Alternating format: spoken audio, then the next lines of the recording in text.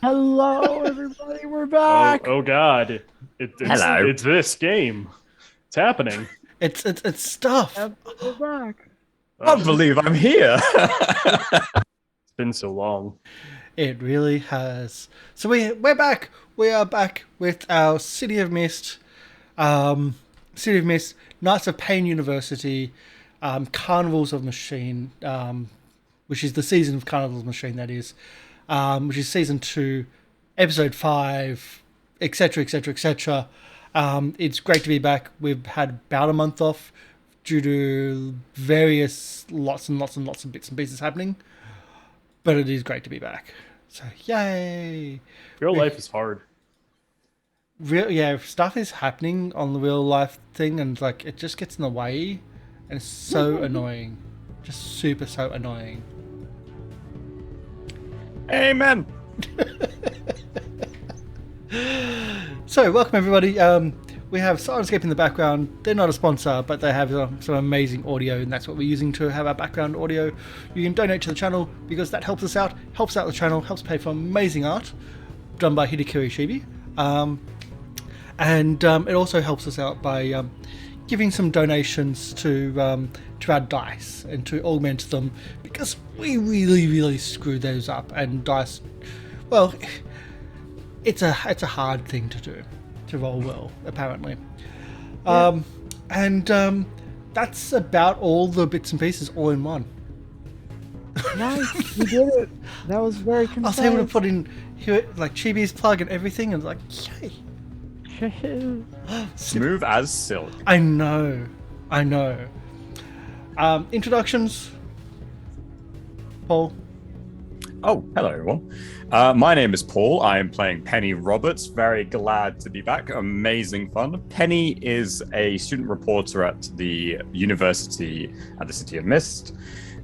She likes to kind of investigate things. She's an investigative journalist at her heart. She has come up to these rather interesting characters that she has now inaugurated herself with, who are a bit questionable in their methods, but now that she's finally unleashed her true power from last session, go watch it, things are getting really interesting, and I can't wait to discover what she's going to do next. I would have said, like, you should have watched it because it was like a month ago, so you should have watched it by now. Oh. But either way, yeah. Hi, my name's Karsh. I'm playing Chuck. Chuck's the brains of the operation. He's that's not right. Chuck's the jock, who is also like he likes to tackle things, including doors. At one stage, I wanted to tackle cars, and I'm pretty sure at some stage we're going to be tackling buildings. So that's pretty much Chuck. Wolf? Hi, I'm Wolf of Red Roses. I am playing Corvus Castle, the only adult left here in the party, and the professor of early childhood education at the university. It's all right if you didn't watch last session, because I didn't either, so I don't know what happened. How could you? I will find out and be just as surprised as you are about how bad things went. I hope no one is seriously injured, but I doubt it. How could you? We have a track record. That's fair. I mean, if Chuck is not at least at like 3 status of some kind of injury, I will be incredibly shocked. I Just think there's checking. multiple statuses on people right now. Just checking. How I have many I've none got. because, like every combat that has ever happened in this game, Yeah. I've come out unscathed somehow. I Maybe think because I Chuck- picked, Yeah. maybe because I picked powers that allowed me to do that. Could be the reasoning. Could be that I wasn't here last now. session and stuck in an elevator. Yeah. The kind Column of A, affected you in column is like B. this. You were like this omnipresent force is how we factored you in. You had like one help action that you could do, which was to Yep. try and get us out of the elevator, which didn't work. I mean, you just didn't use my powers correctly. Just We send me a couldn't. text Where- next time and I'll tell you how to do it. We I'll couldn't make sure it use you, works. all right? You were a tool, but with no brain. Well, if your scythe wasn't at your office all the time, we could have used that.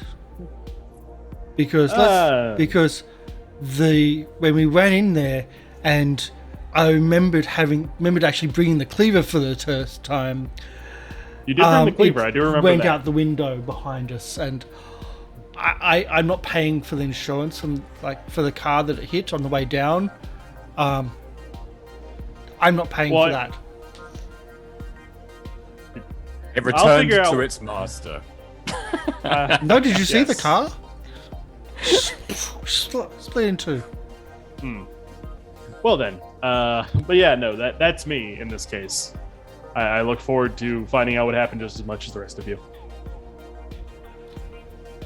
Mistress of Ceremonies. All right, welcome back, everybody. It's been a month. I am Polly, the MC of this game. Let us get back into the action. Now, every game starts with the first move of the game, which is the voiceover monologue. I usually select a player. I vote for Wolf. I'm gonna Also do vote it. for Wolf. I'm gonna Yeah, do it. Wolf. Hey, from listen, the- I'll do it. It won't be good, but Well, I'll do it. I can't guarantee this is gonna be good either, but it will be more. But you'll actually know what informed. happened, so it'll That's be right. somewhat accurate. I'm just You've gonna been make given a things up. sentence or two. You You fought a giant spider. You didn't do well, and now Well- we're here. That's correct. An Anyway. accurate summation of events. I will tell the story from the from the mind of Samantha Goldstein, also known as Goldie, AKA worst Oh. character. the best character. You're gonna well, we'll see what happens. But I can't believe they did it. I mean, I've been trying to get these people to break into David Nguyen's apartment for all night, basically, and they finally did it. And so, oh God, it was a comedy of errors. I would have offered my help, but they don't like me much. But I hope they change their mind once once I tell them a little bit more about what's really going on here. Anyway, I got my favorite boombox with me, and the very best album in the world. Huey Lewis and the News' Power of Love. Let's just push play on the tape and let me tell you about it. So these guys, they I mean, they do a good job trying to get past the security system. I mean, it really wasn't.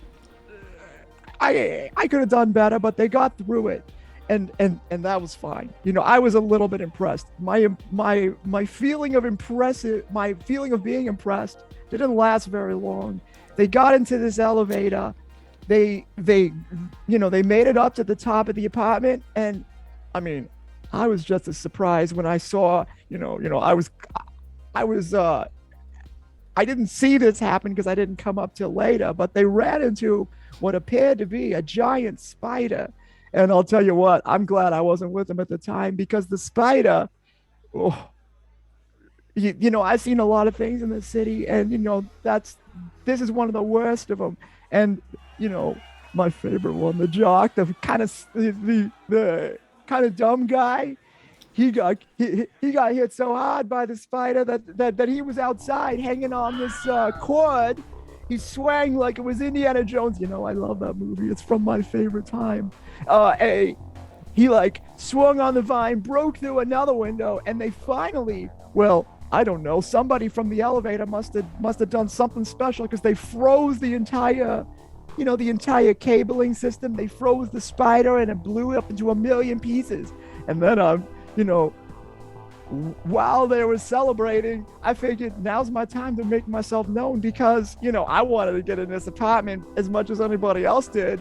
And I'll tell you what, even though they screwed up the whole place with all the glass everywhere, oh wow, it is everything that I hoped it was going to be for. It is beautiful. There's like 3 bedrooms in this whole place, and it's going to be a nice place for me to stay. Anyway, I'm talking to them right now. They're trying to mess around on the computer with some kind of office. So let us, I'm going to see if we can, if they can sort of work with me now for the first time. And so we go back into the action where in the office, you see Samantha shows up with her boombox. She presses stop on the tape player and says, "Hey, what's up? What are you up to, my Scooby-Doo friends?" Surprise! We're throwing ex-girlfriends out the surprise. window. No, What now? Someone might see. There's a bunch of glass all over the place. I mean, you're gonna I assume you're gonna get some attention here. So let me just tell you. So you got some broken windows here, but I think it's not really broken windows. I think that the windows might just be a little bit too small.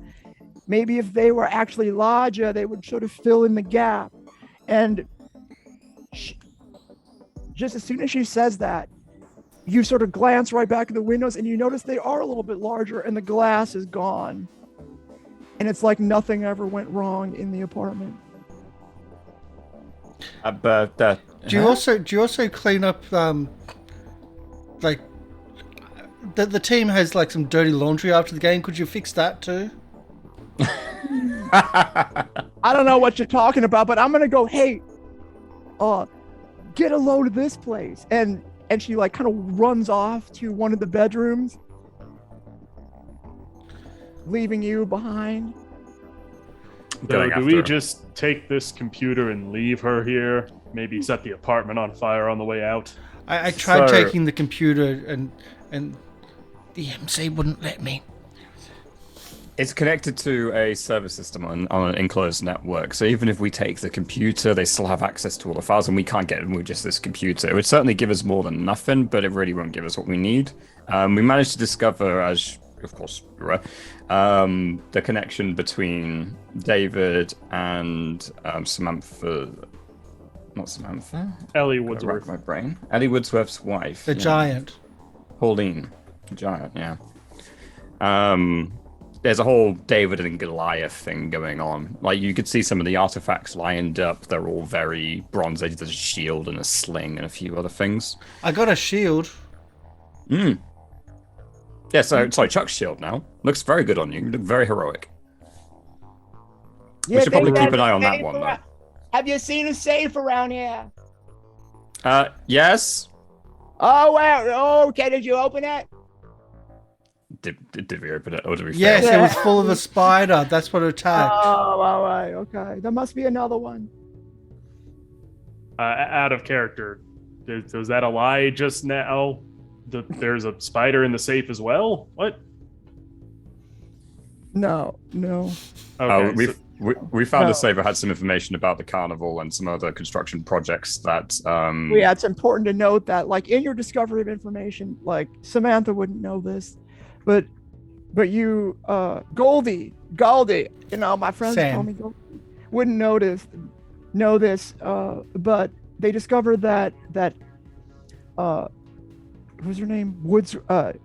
Pauline Woodsworth was doing work out of the city in the abandoned fairgrounds. Had a job out there. We have a hint of our next location, which is the abandoned fairgrounds. Maybe it'll lead to her. We don't know, but... Well, if that is the case, can you just take a picture of this computer and we can visit it later and go over there? 'Cause isn't the entire point to find Pauline? Wouldn't it be better to like to turn the computer on first and get through the passwords before taking a picture of it? Do we need to do what if we were to take a picture of the computer? Could we turn it on in your picture world, or does it need to be at a certain state to interact with it? You could turn it on, but I'd need to see what it looks like. Essentially, it's kind of like a force of memory. Don't like computers have pictures inside them which turn people on?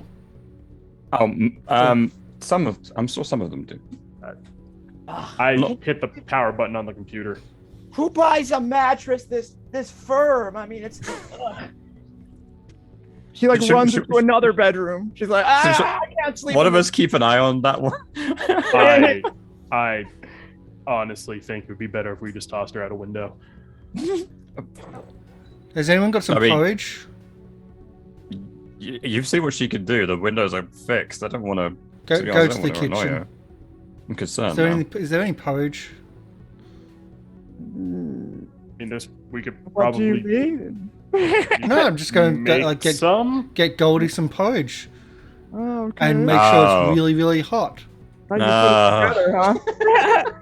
See, I was going to be more subtle. I was like, this bed is... Okay, anyway, you don't know. You don't know. I mean, sounds like Chuck does know. Yeah. Chuck put two and two together somehow. Yeah, I know. That was pretty good. Chuck's mind is still at childlike. Yeah, for the most part. Chuck, I've really got to say, you saved mine and Corvus's life with the phone call. How did you know to make that connection between them? I didn't even know I could do that. I know, I just wanted to show you that, how bad that was. And, what the hell are you doing? And get the hell up here. You didn't do that so I could come through the camera? No. Huh. Well, that was a wonderful coincidence then, but thank you nonetheless. I was about to say, we don't know all the extent of your powers, so if Chuck did anything, good on him for doing it by accident, but most likely did it by accident. I didn't even know, honestly. It was a desperate situation, didn't even know if it would work, and it turns out it did. I'm flabbergasted, to be honest. So you can jump through cameras now? Well, as long as the screen is open, yeah. It's just another kind of image. It seems like that's another form for this power to manifest as. It's quite interesting. Yes, I'll take a picture of this. I turned the computer on. I assume it comes up with a password. What if it's an old phone which has got black and white? I don't know. Worth experimenting though. Be funny. Sorry, that would be bad. Yeah. But yeah, so turn on the computer. What pops up on the screen? Does it pop up with a password menu? What happens here? Okay. So here's because you've already you weren't here, so I'll give you another shot at it. Yeah, I was about to say I wasn't just comes up just goes into the regular. He's got a Mac because he's smart. I would argue that 100%, but okay. No, it comes up with three men with beards. No Mac. It comes up with the Mac OS screen. He doesn't have it password protected in any specific way. Okay. I start just kind of if it's not password protected, do you just take the picture and we can go through the files later then? Well, what picture do you want to take? We don't know what position the servers are in. They may be in a different building or outside the range of my powers can commit to. I know that there is a limit to the range of which my powers can go to. If they're stored in some cloud server somewhere or something like that, it may not work. I honestly don't know. During my investigations, this is all rather new to me, I'm afraid. We'll take a picture anyway, and I'll start just rooting through it. I look up, does he have, I go in, the file search thing, the Explorer, and I just type in, construction, or I type in Woodsworth. I type in search things to try and see if I can pull up any more information on what is going on with Pauline. Okay, roll investigate. Also, my God, I think he needs a new mattress here. It's way too mushy. I go over to the door before she leaves. It's very uncomfortable. If I'm doing an investigate, I actually have this worked before for getting us inside the apartment. Can I just call on David's soul again and ask him, where are the files on the Woodsworth construction projects? Let's see. I mean, you okay? All right. So, like, if you want to call on David's soul, sure. Okay. I mean, well, that's how I investigate things. Unfortunately, yeah. I mean, if someone's dead, that's how I do it. Yeah. Okay. All right. Yeah, okay. So Souls of the Dead and Aura of Death are the only real two things I can apply here. Okay. Because I need to make it a bit more hospitable for a soul to be here rather than in the world of the living. So roll and investigate, power of 2. First roll. We'll see how it goes. Okay. Great success. All right. You have two questions you could ask the soul of David. This is, by the way, the second time in about a span of 10 minutes I called him back from the afterlife to do things for me. We'll see. You know, he might. He's getting into his pajamas or something. Whoa! Hello again, David. Just a quick thing before I send you back to whence you belong now. What did you label all the files related to Woodsworth construction that you're a part of? Where are they on this computer?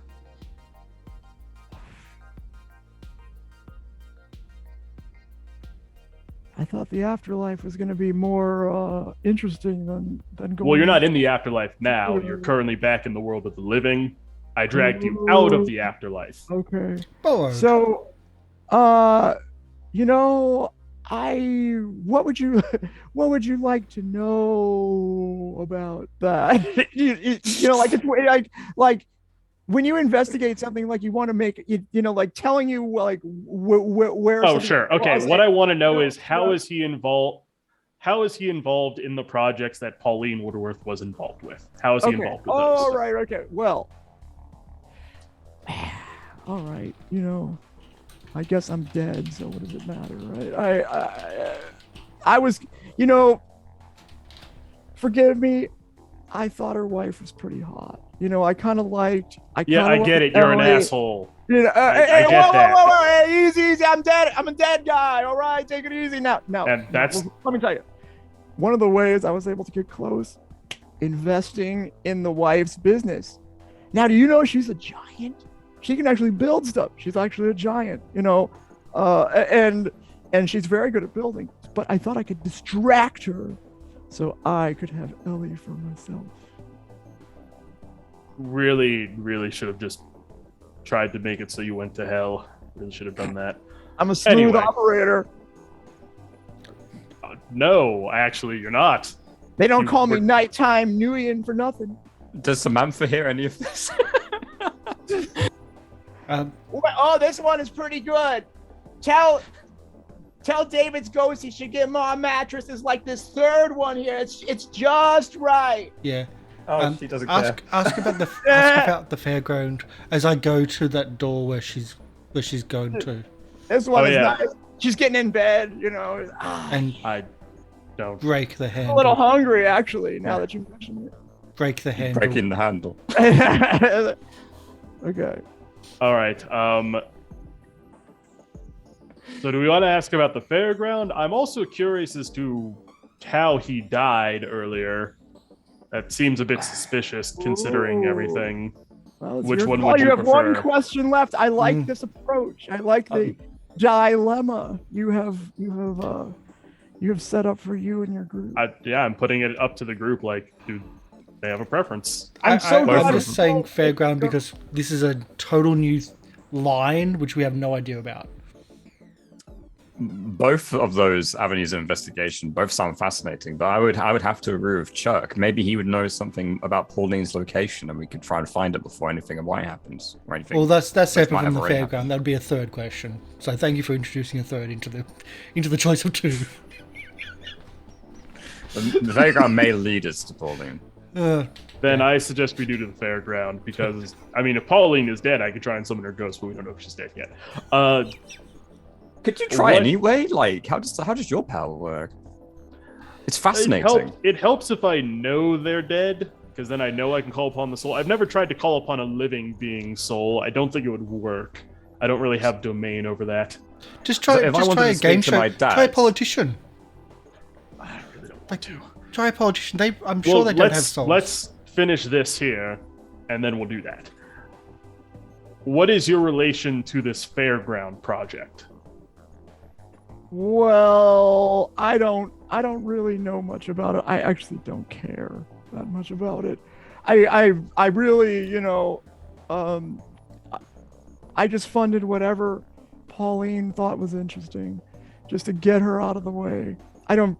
Honestly, I never really much liked fairs. I was a very, very boring kid. And I have to go now. Damn. Once again. You chose poorly. Yeah. Well, sometimes you win, sometimes you lose. All right, then. I guess we'll head over to the fairgrounds. Unless you want me to continue to try and do something with the computer here. That's not really my forte. I should put this cereal in the microwave for. Wait, you got a microwave in there? No, I kicked the door open because I figured, I'm a little hungry. It's cold unless I put it in the microwave, I think. It's too cold. Can't you just heat it up with your powers? Oh, it's a good idea, okay. Yeah, about 2 minutes. Okay. About 2 minutes of heating.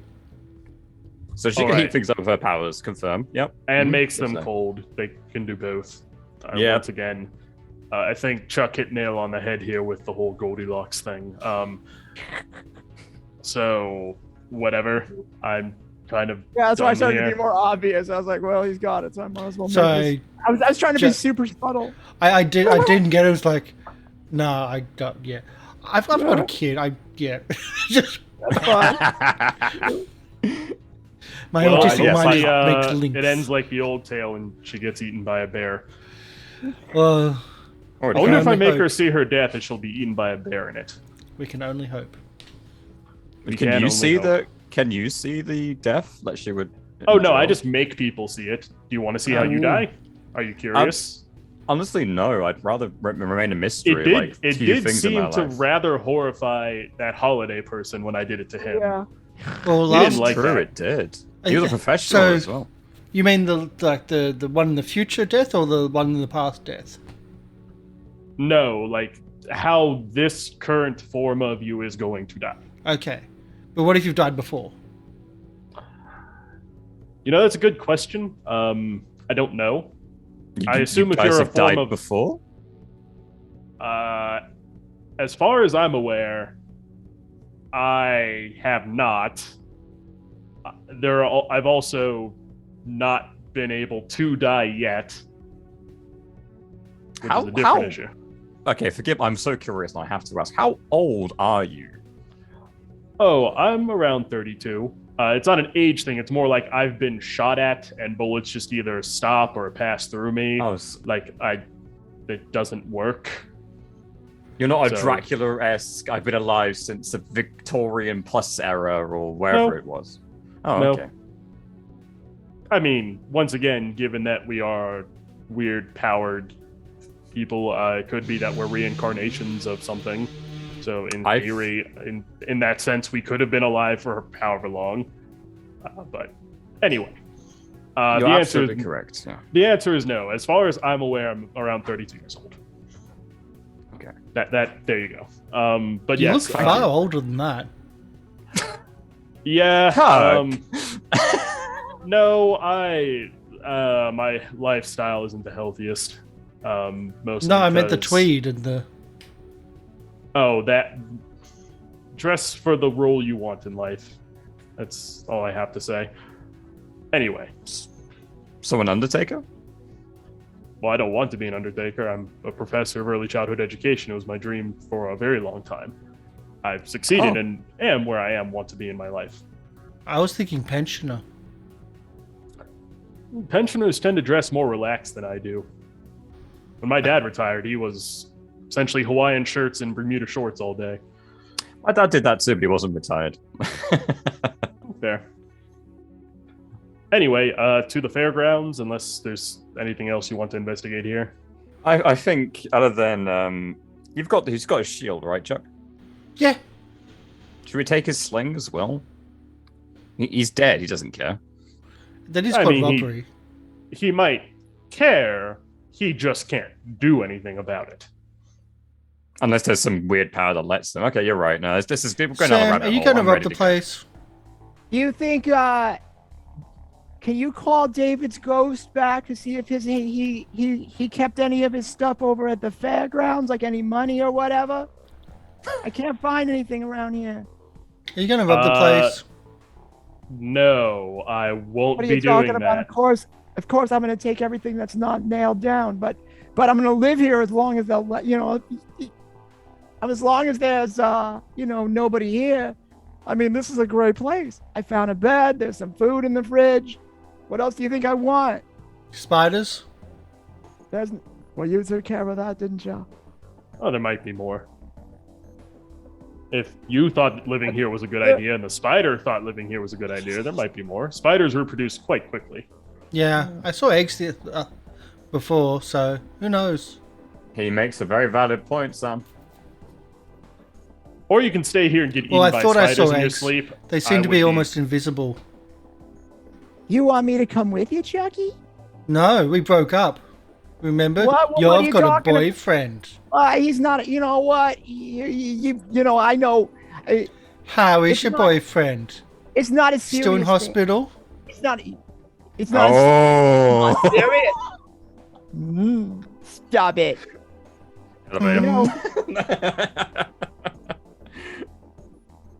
He knows how he's going to die now, by the way. So he might live a lot more dangerously knowing that he'll die that way. Oh, I don't- no. Well, In theory, I wonder if I can change that. I wonder if I can change how people are going to die. Well, I suppose I can. Surely if you just put a gun to someone's head, that would change the way that Right. they die, right? So, I mean, yes. Could miss. Could miss. Could be that the gun will misfire and like they are fated to die that way and that way alone. I don't know. Haven't tried it. I mean, I'll go with you if you want me to. No, we don't. Actively not. Okay. Which means you probably will anyway, won't you? Clearly, you're following us around. Like you came up here after we broke in, so you're clearly following us. I mean, And you already know Obviously. where we're going, even though we haven't really talked about it. yeah. You know You're- what? I'm gonna stay put right here. I won't be going anywhere where you don't want me. You are know- a horrible liar. I'm gonna go no, now. I only tell the truth. Active lie. Bullshit! Bullshit! Bullshit! Sorry. Sorry for the loudness. Sammy, you've got a telescope over in the corner there. You can survey the entire city and do what you wish from there. Have fun. Bye. She runs over and starts looking around. Yeah, no, I leave. I'm done with this. Oh yeah, the telescope was aimed towards the apartment of Ellie, so just confirm. I figured as much. He's a weird pervert. I Yes. got it. Yeah, that's right. That's right. Yeah, he disgusts me. Once again, Yeah. probably in hell, I hope. I don't really decide that. You deserve it. I am here at your disposal for some reason. Yeah. I'm in the in-between. You're in limbo, which is like the next step. How did you before die? hell. If he's back, then let's ask another question. How'd you die? Roll investigate. Fine. No, I'm not Chuck. gonna do that. Yeah, no, you took your turn now. If Chuck wants Yeah. to try to do this, Chuck can, all of a sudden you see David. I'm gonna get trying to slapped push- by a ghost, aren't I? Yes. Can I apply my weakness haunted to this? So if he fails, Chuck gets haunted by David's ghost. Sure, if you want to. All right, cool. So I've You got roll this minus for being investigate. bashed. David's ghost is pushing Goldie out of the way. To Am try I to still look- minus for being poisoned? Well, I don't know if poison and being bashed would apply to Poison doesn't convincing a ghost to apply. yeah. But the bashed? No, that's fine. I mean, if you're not gonna, well, tell me what are you gonna do? You're just gonna talk to her? I'm just asking. That's all. Okay, He's asking the ghost of David how he died. That's all. Okay, all right. Just a flat roll because I've got nothing else. That's fine. Apparently Plus we can apply minus my one. weak. Yeah, because Yeah. if you fail, you'll get haunted. We're applying my weakness tag to this. Oh no, you can't do that. You can't apply your weakness. No, I thought let you him had get a hurt haunted. point. Oh Yeah. no. Do I have a hurt point? Most people do. I do. Yeah, have a hurt point. If you fail, David's gonna possess you. Thanks. So I started this with a minus. Yeah. There's so much love around you. Hey, listen, you're attempting to. This was go a into flat my roll. shtick. It's very story heavy. Yeah, you missed. There you go. There you go. You did it. Okay. Possessed by David. Possessed by David. Okay. So instead of being haunted, or okay, Aw. Chuck is, okay. So like, David says, "You don't know how to talk to me. I'm too busy looking at this telescope," and he doesn't pay attention to you. But in the meantime, Stop perving at people. whoa, what do you mean? This is why you're going to hell. Okay, so here is what happens. David says David's not interested in talking to you because you're, I don't know, you don't You're not connect deaf. with- yeah. Yeah, you're not the Grim Reaper. You don't decide where he goes, where his soul's going next. I do. Yeah, so I think why don't you do this? Goldie's watching you, and she's kind of interested or whatever, but seeing you like strike out talking to David makes you seem less interesting to her. So I think I would Only like a benefit to us. This is only a positive. Yeah. See, I have all your tags now in a way that I can look at them, and I'm trying to find one that I can burn for you, or burn. What about determined to be better? Yeah, you tried to out-talk the ghosts against Yeah. me, and you failed. Yeah, so you can burn determined to be better. Got so I feel like he many was just trying to tags ask a burned. question. Listen, we got one ghost whisperer here. We don't need two. Very Diversify. prideful. So job, many it tags seems. burned. I didn't realize Death had so much pride. I'll have to remember that when I meet mine. Hey, listen, why do you think he allows people to challenge him to a game of chance in order to not go to the afterlife? It's prideful. He thinks he can win every game. It's fine. That's Would anybody real? else like to try to talk to me? No. Honestly, David, you seem like a real piece of shit, so I'd rather not. Okay. Bye. Stop And he hurting. fades off into into the afterlife. By the way, I'm going to heaven.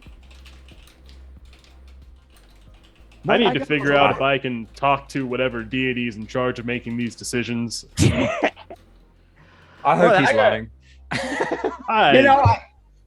I gotta thank you, Chuck, because I didn't want the ghost of the owner of this place hanging out when I was sleeping in his bed.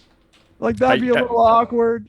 You So saw that thankful about- puppet. He's coming back, lass. He's coming back, and he's going to be watching you.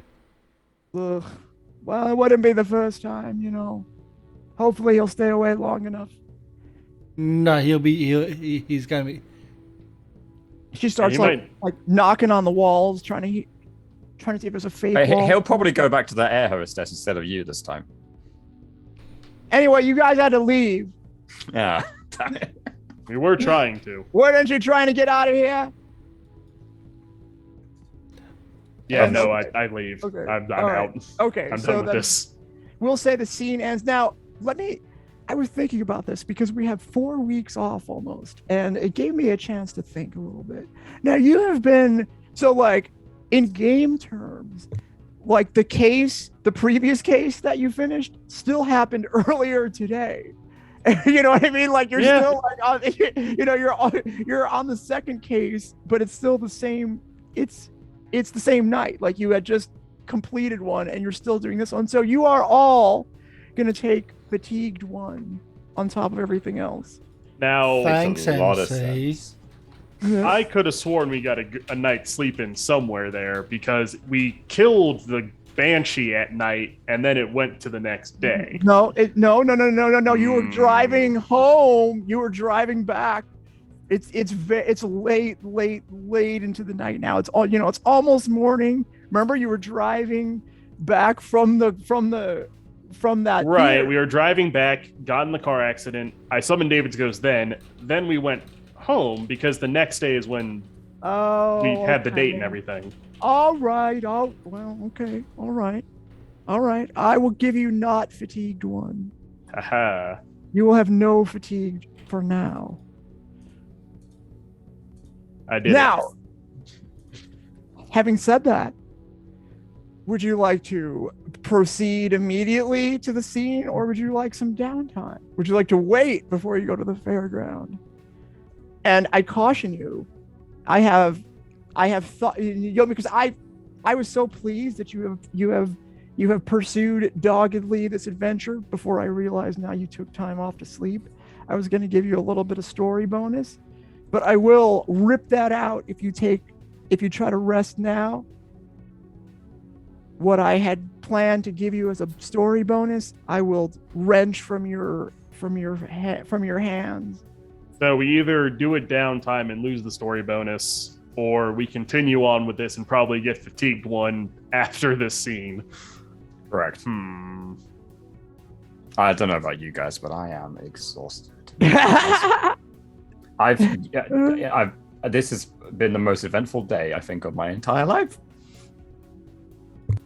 I got a game in the morning.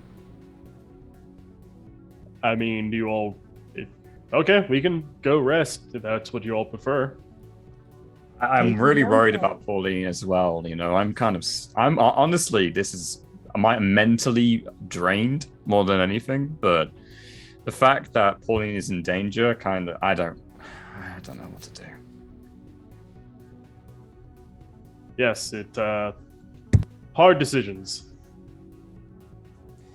I'm personally fine either way. You would be. You don't sleep. I got a game in the morning. I can't. What? Okay, What made you yes. think I don't sleep? Now, Where did that come from? Now, keep in mind, you could always, as part of what Chuck is doing, you have an ongoing fight between your logos, which is your day-to-day life, and your mythos, which is, the thirst for adventure that is sought by the legendary person within you. And I don't choose whether or not you give attention to or fade or crack any of your own theme cards on your own, but you can, based on your choices, make a hard choice, which is your at your option, a move you could make. And this might be a time where you do that.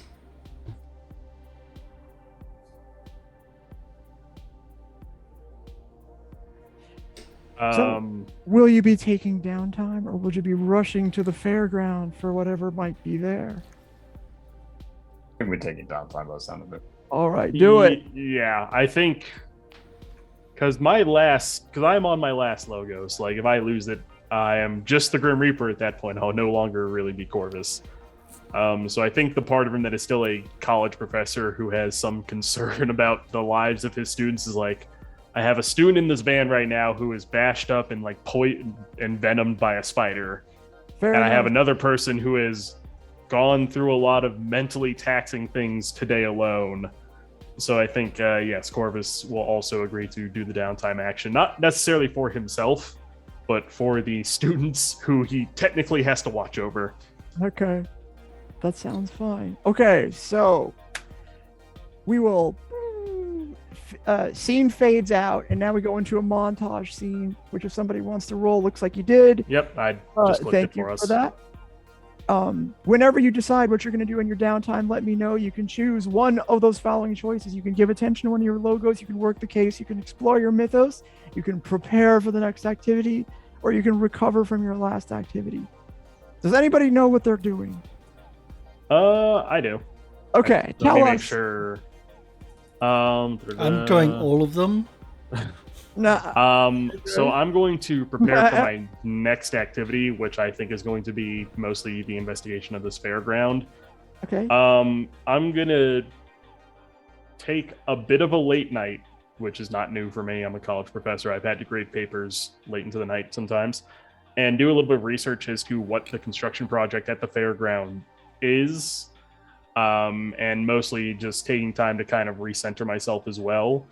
So what I'm just really doing is getting back the burnt power tags I have. Okay. That sounds fine. So you recover all your burnt power tags. Yep.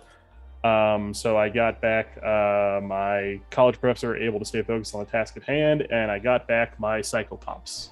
Nice. They graded my papers for me throughout the night, and now they have free time again.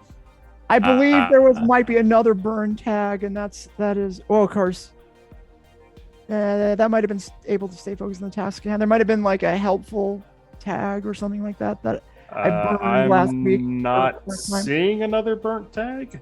Okay, all right. But that's fine. as far as I'm aware, all my tags are now recovered. So Awesome. okay, It would equalize that's what anyway, I do. Yeah. We'll say that took about a day.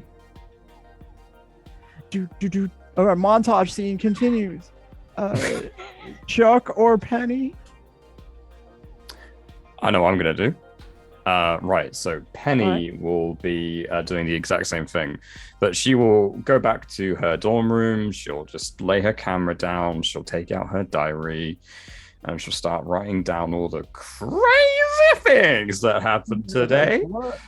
Nothing for convenience for the police of leaving down written evidence of what you did. Essentially a confession.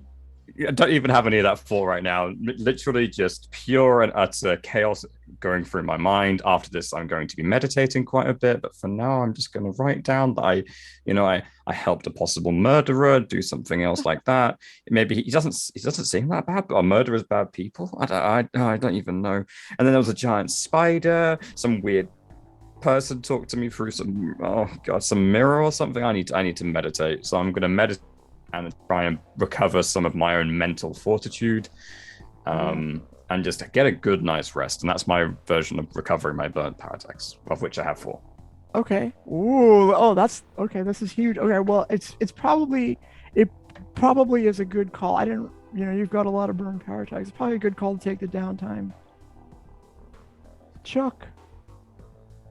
See, I've got a choice between 3 different sections. That's my issue. I know. Okay. I know. Which has been an ongoing issue for quite a while now. Yeah. I'm always injured, which again, I'm currently injured again. I've always got burnt power tags, which have been burnt. I've got 3. But I'm also not paying attention to my logos. So I am going to play football. As injured as I still am, I'm still going to sit on the bench probably the entire game, watch everybody else play. Going to practice like, hey, Chuck. No, play like actually in the game, but not actually in the game. Sitting on the bench. Okay, so you're going to give attention to it? Give attention to my football. Wow.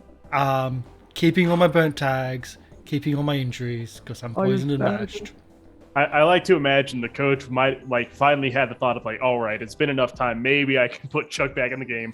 Chuck comes into the locker room just covered in bruises and horrible, just looks like a mess, and he's just no, I'm not putting him in the game today. Looks really lethargic, really draggy because he's poisoned. Well, yes. His veins are a weird sort of extended purple color is not good. It's just no, can't put him in the game. No. Let me tell you this. I'm good to go. While you're sitting on the bench there, you start feeling worse. And you don't know exactly, you're poisoned, you think that something happened to you with the spider. You don't know exactly what. You're poisoned 3, and I don't know, you just feel slightly worse, and now you're poisoned 4. But I mean, you're able to shake off the the feeling of feeling poisoned, whatever that might be. You feel very sick. You're able to shake it off, but you know that the poison is getting is starting to affect you. It's growing. Without treatment, it might become poison 5. Okay. Okay, and so can can we very quickly go through everybody's statuses? So Chuck, you're poison 4 and Bash 3. 2. 2? Oh, Bash that's 2. 2. Okay. And what statuses do you have, Corvus? Any? Oh, no statuses. Corvus once again gets out of anything unscathed.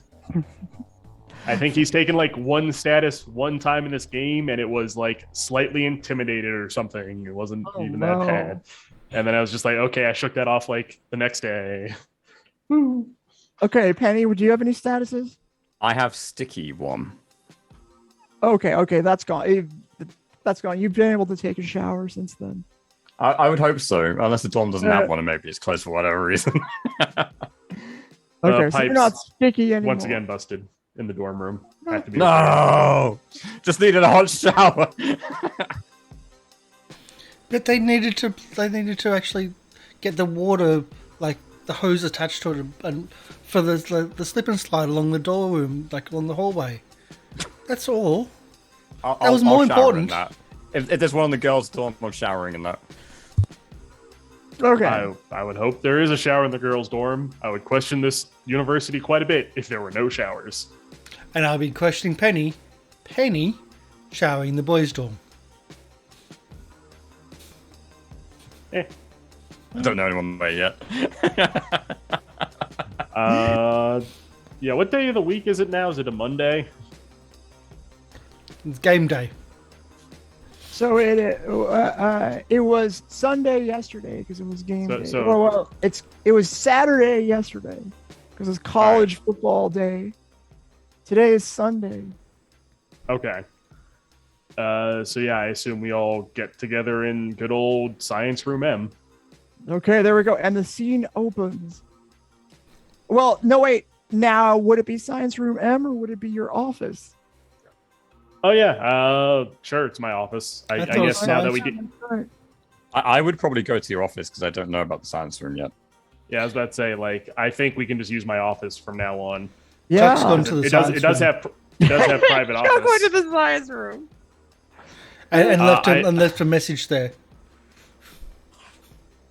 Does Chuck have a cell phone? I forget.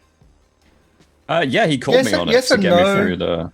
Like it's second hand. It's someone else's that he found. Like I know that it has video capability because that's how we were able to get it. Corvus gives Chuck a call on the phone. Rings out. That is disconcerting.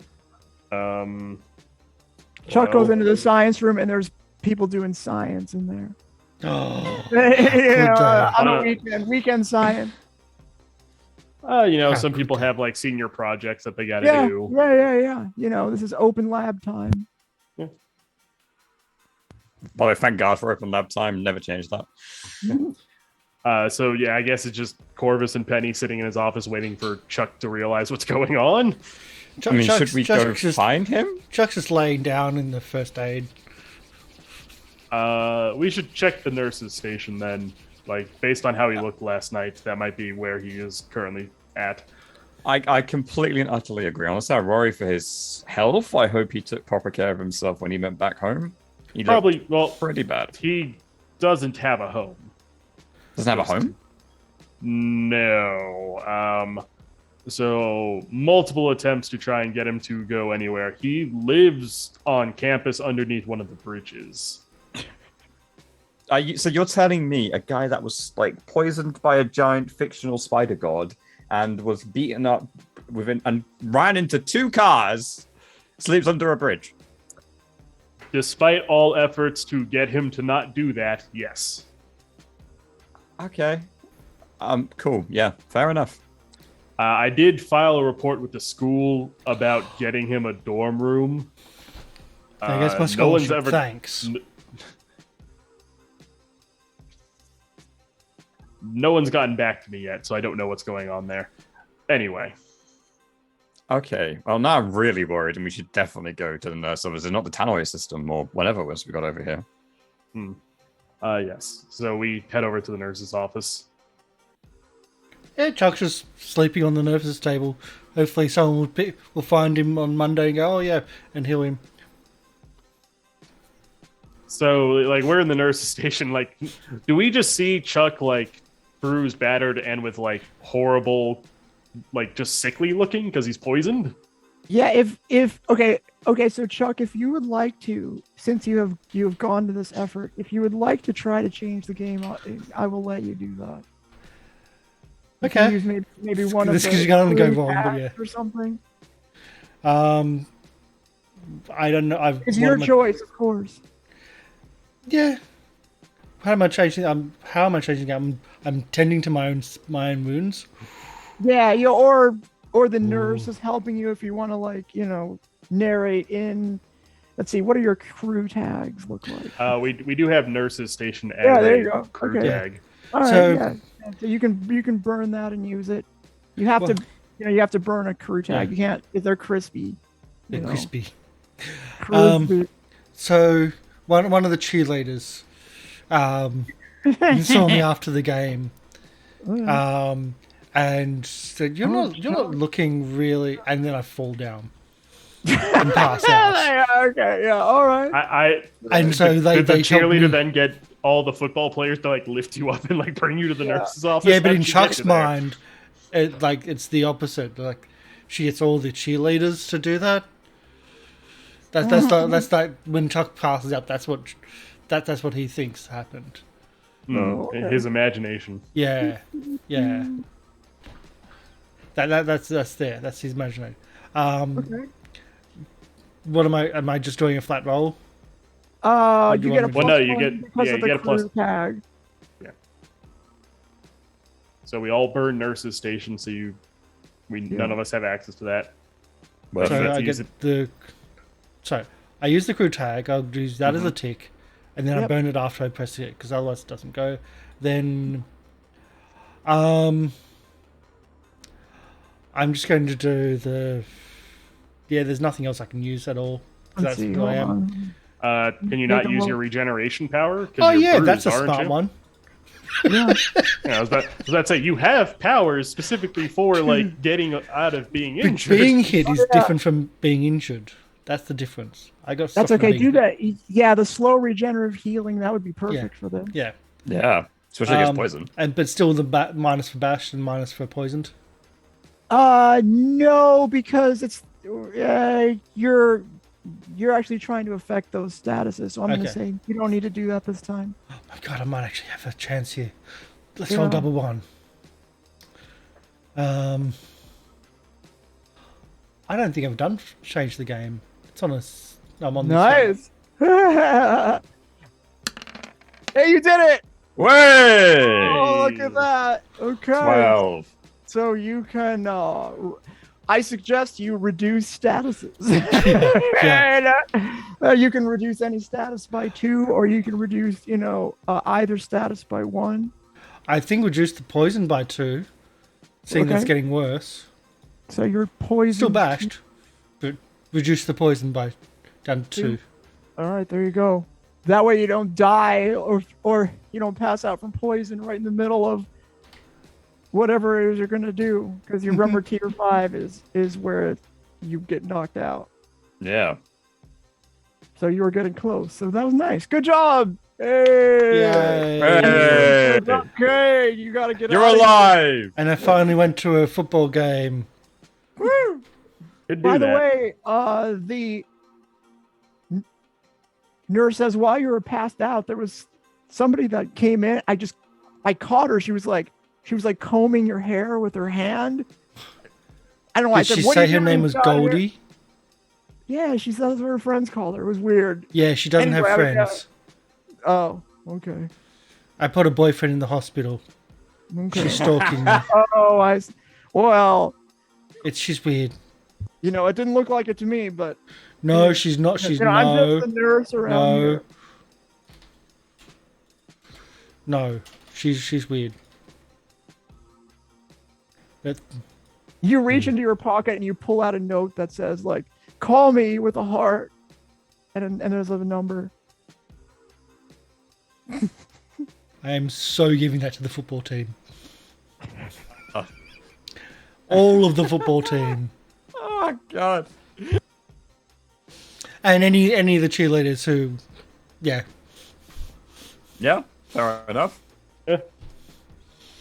Sorry for being Alright. that guy, but Chuck's that guy. So I guess we walk in upon you discovering this note from Goldie in your pocket. Yeah. You're looking a bit better, Chuck. Yeah, I got to play football. Well, Oh, I sat. I mean, you that's, showed your team spirit. Good for you. yeah, that's a step up. They weren't even letting you on the field a little bit ago. Now I you're know at least I sitting wasn't next on the to it. field. Well, right, but I'm saying like they were mostly not even letting you on the bench, weren't they? Weren't you like banned from going for a while? Yeah, they called it drugs. It's not drugs. I know it's not drugs, but It was a still. big story in the paper. Yeah, I remember it. Anyway, Wait, didn't you write that story? No, I just did the pictures. I don't know. Anyway, we'll put that aside for now. Are you going to be up for going to the fairgrounds today? Do you need another day of rest? Yeah, let's go to the fair. Well, I don't think the fair's actually in town, but still. Are you sure? You just said we're going to the fair. We're going to the fairgrounds. It's, Yeah, it's I just think on it's the even outskirts. labeled on, it's even labeled abandoned fairgrounds on the computer. Like for some, Yeah. for some reason, David Nguyen said abandoned fairgrounds. I don't know why he called it that. It was weird because there's stuff going on there. And renovation. Yeah, I this guy, guess this so, guy yeah. doesn't care, does he? Yeah. He actively said he did not actually care what was going on. It was just get Pauline out of there. Yeah. All right. So yeah, Corvus, upon making sure that everyone is at least in as good a shape as they're going to get, starts up the van and drives over to the Right. fairgrounds. And okay. Now it is late in the afternoon, we'll say, when you arrive at the event. Thankfully, I'm still in my football outfit. Oh, good. That is good. In fact, create yourself a story tag that says football outfit. In football armor. Now, when you say outfit, Yeah. okay, you're actually in like the I padding and everything. collapsed while walking Yeah. out of the ground. Okay, I was making sure you weren't just like in the jersey. It's like, yeah, football outfit in the jersey's like, no, you got the full padding. Yeah. All right. We don't know if that's going to be good or bad. We'll Probably find not. Uh, It's also, not Stoffel, like that's for sure. on the way there, because we have some time to kill on the drive over, I like turned to Penny. It was like, you said you had questions about what we were doing, like up to before we met you last night. While we have time, did you want to just go through those? Absolutely, that'd be lovely. So the main reason I tried to find your group and try and, make myself as useful and, inaugurate myself as much as possible is simply because I was investigating the death of my father. He was murdered by the same people that you came across, the gangster in his mansion. And then, next thing I know, the mansion set ablaze. The entire place is ash, but no one else knows about it. No one else recognizes it. But you guys clearly did, because I saw you leaving multiple times during the pictures, but more so I just saw you at the time. My question, I suppose, is very simple. What was your connection to him? To put it in the short version, that crime family was creating a drug that gave people a portion of the powers we have. Not like specifically our powers, but they made people have powers. But it left them crippling addicted to it. So upon realizing that and upon like us discovering it, He blew it up. Set it on fire, didn't blow it up. Anyway, we did burn it down to destroy whatever remnants of the drug they had there, because they were having a huge party with it present. It was called Ambrosia. But we destroyed the mansion to hopefully shut down production of it for a long time. So that's why we burnt it down. I see. Thank you. That Now- actually does clarify a lot of things. Now, you, Penny, would not know any of this. Like, if you know about what, if you recognize the area that they're talking about, for some reason you wouldn't remember a mansion being there at all. Like, I've always thought it was this sort of fenced off area that was under construction. So it would be new. It would be different from what you have in your memory as to what is there. You don't think there was ever a mansion there. This sounds like a weird thing to you. Okay. Well, all I know is that connection is now completely severed, and that was my best connection to finding out which member of that gang was the no-gooder who shot my father dead on the job because he was a cop. Okay. So we'll just turn to Prof and, well, that's unfortunate, I'm going to be honest, but understandable, and I thank you for taking the time to tell me about that and answering my question. If it helps you or makes you feel better, the head of that crime family is still alive. Theoretically, that is someone we can eventually track down. You can ask that question. We also know people on the police force who are not in the pocket of crime organizations who might be able to give you more information. And my dad's old partner, Peter, had the same kind of logic. Unfortunately, he was put into some form of stasis. I never really understood that, but he's gone. So I would love to meet those people. They would be an invaluable asset, I'm sure, in this investigation. But let's focus on saving Pauline first. I do have a favor to ask of you another day, however, Prof. I don't think now's the time. We'll just ask, and we'll come to it when we come to it. Yeah, you have a few minutes drive because you're driving toward, you probably don't spend that much time on the edges of the city, but you are heading out further than you would usually go, even think to go. We still have some time. What is it you want to ask me about? I never thought I'd ever get the chance to ask this in my entire life, but after the events of yesterday, one thing definitely rang out in my mind. You have the ability to talk to the dead. You can communicate with dead people. Yes. But only if you knew them, or can you communicate with anyone? Well, I mean, I did know David. Like, I was not a friend of David's. I was not an acquaintance of him. I haven't tried to talk to anyone who's been dead a long time. Did you want me to try and, speak to your father? Is that what you're getting at? Exactly. I can attempt to do so. If you take me to where his body is buried, I will do my best, but I make no promises on that regard. I have his ashes in my dorm. Would that do?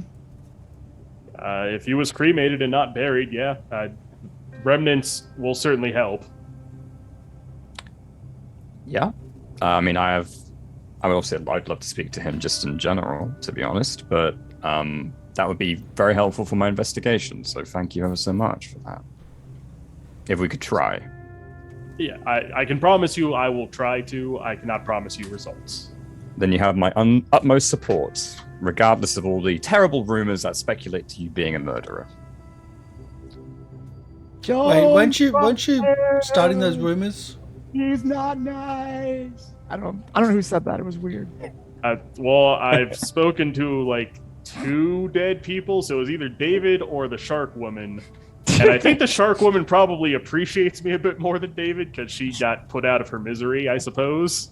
Yep. So that was probably David, who I'm not nice to. I harbor no care for that person.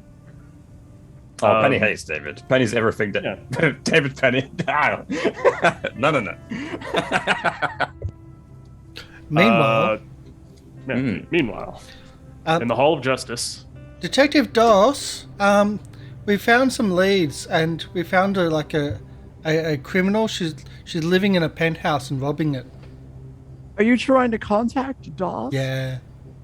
Just trying to write out Goldie for squatting. That'll work. Yep. That's fine. Okay. Send her to jail. Yeah. You know what? I'm good. Okay. If you want to just as a matter of plot say that you sent Doss a message or whatever, then we will have that be the case. Yeah. All right. Plot says okay. Yeah. Oh well, somebody squatting in the late David Nguyen's apartment, being a rich person is definitely going to be on the top of our list to try to bring to justice such hooliganism.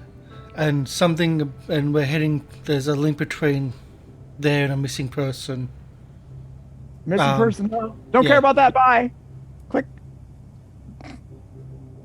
Great. No, I mean.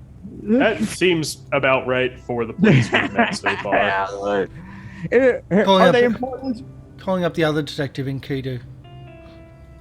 Okay. What would you like to tell me? Was that a Same sound thing. effect? Also, is Detective Enkidu still on the force at this point? Did I they don't not know. quit to be like a PI?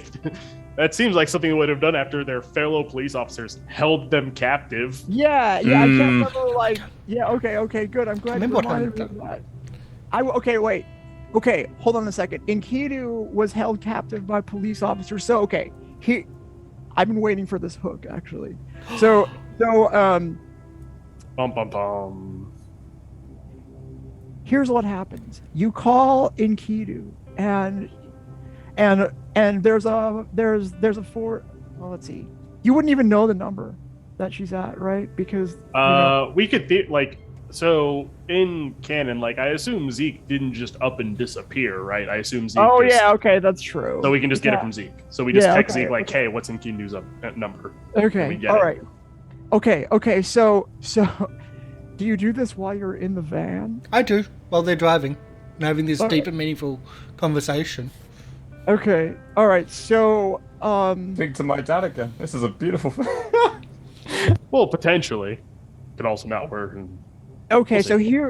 here's what happens: is you call up the number and you hear Enkidu answer, "Hello," and then there's a flash in your mind, and you say, "Okay, thanks for the chat," and then you hang up, and that's what happens. Is there a flash in all of our minds or just Chuck's? Just Chuck. So on our end, assuming we could hear what happened, do we just hear Chuck call a number, say thanks for the conversation, then hang up? Yeah. Like, do we hear? You know, Yeah, I think I might have concussion. Oh, yeah, that'll explain it. For some Yeah. reason, he thinks he had a Chuck- conversation, but nobody remembers anything like that happening. Chuck, who did you just talk to? I can't really remember. Are you sure you're going to be up for going to the fairgrounds? Like, Oh yeah, I've had concussions all over, like all the Well, time. It's okay. Sure, but I've never seen you do that before. That one's Do a new what? one. Yeah, there you go. That's exactly right. Penny, you noticed that too, right? That wasn't just me. No, I saw it too. So you said thank you for the conversation, but you didn't talk to anyone right then and there. When? Just about 5 seconds ago. Are you sure? Penny, Chuck, do you mind handing your phone to Penny for a second so we can see who you called? I don't have a phone. Yeah, You can see it's the right- phone says it was to Detective Enkidu's new number. I'm sorry, I don't know this person. It's a friend of someone who used to help us with this sort of thing, but unfortunately stopped. I would love to hear more about your adventures at some other time when we have, more than a couple of minutes. And the van's now pulls up in the midst of your confusion, pulls up to the abandoned fairground. Wind blows over the open gray flats where the old fun fair stands. A cluster of rickety booths and faded tents. Once flashing signs now hang crooked, with broken neon tubes and washed out lettering. Torn and colorless tent tarps flap repetitively. A Ferris wheel looms above the countless crests of rides, games, and oddity shows. The big archway sign, one side of it's collapsed, and it reads, "The Lemnos Carnival. There isn't a soul in sight." And a tumbleweed rolls by. All right, so assuming this is where Pauline was doing work, there should be signs of something. Yeah. I mean, you see it's an abandoned carnival. There. Right. I'm right now, so I am looking for signs of any construction being done here. Oh, yes. Because if there Pauline are. was, yeah. Yeah. Okay. So You don't roll investigate. Because you might. Okay. There are signs of. You look around, by the way, and you see that not everything is old. You do see that if you investigated closely enough, you might see that recent work was done in one or more places. All right. So Should the we only look for tag. kind of like a foreman's office or something like that? Well, What'd you I say? gotta roll the investigate here first.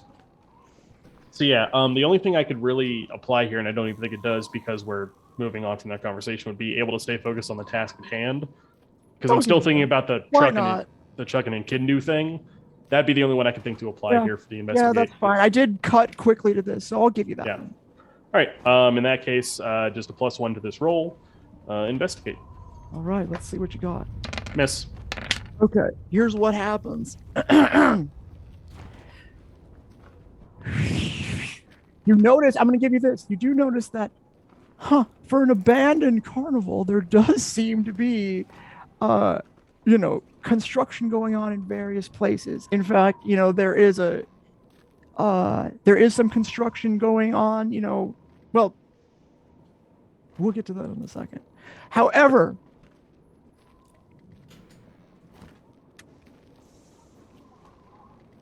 I'm going to say this. I'm going to say that I don't want to burn your tags right away. So what I'm going to do is this. I'm going to say you can okay, I know what I'm going to do. You notice there is construction specifically done around this, and it looks like a biblical scene. Like there's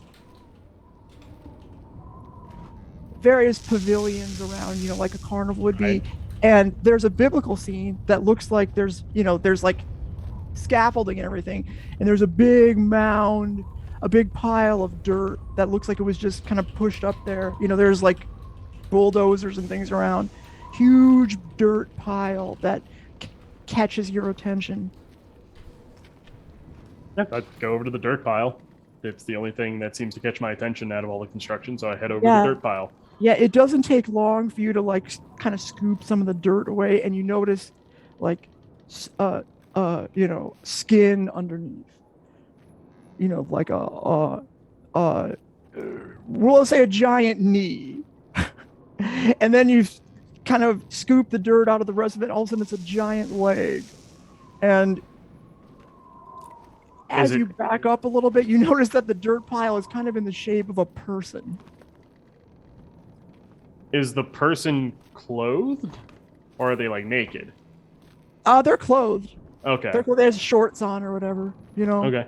That could have been weird. I call like Chuck and Penny over. It's like, hey, I think unfortunately I may have found the body of Pauline. Oh my god. So like I keep moving the dirt away. Like based on where the knee is, I kind of move up to where like the face or head would be. Yep. And I move dirt away from that. And and you notice that it is Pauline, and it looks like she has not been buried very long. Like what you can tell is that had you not taken time to like rest and rehabilitate yourself, you might have found her alive. Who would have thought? And at that, I think we'll take a break. Yeah. Okay, all right. Yeah. That's a mean MC move. That's a good hard miss. We find the one person we're hoping to find alive, dead and buried in the shallowest grave ever. Because it's not even a grave. It's a mound. Yeah. That's a kick in the teeth. It's a mean MC move. Sorry. We'll be It's back all right. shortly. I can still talk to the dead. Ooh, that's right. Well, How about her wife? You get to talk to the wife. Well, we know. Yeah. We'll be Break back time. shortly. I'm going to have to change the audio because I had that really loud for that bit of pieces. But we'll be back shortly. Stick around. About 10 minutes, and we'll be right back. Okay. Bye. Bye.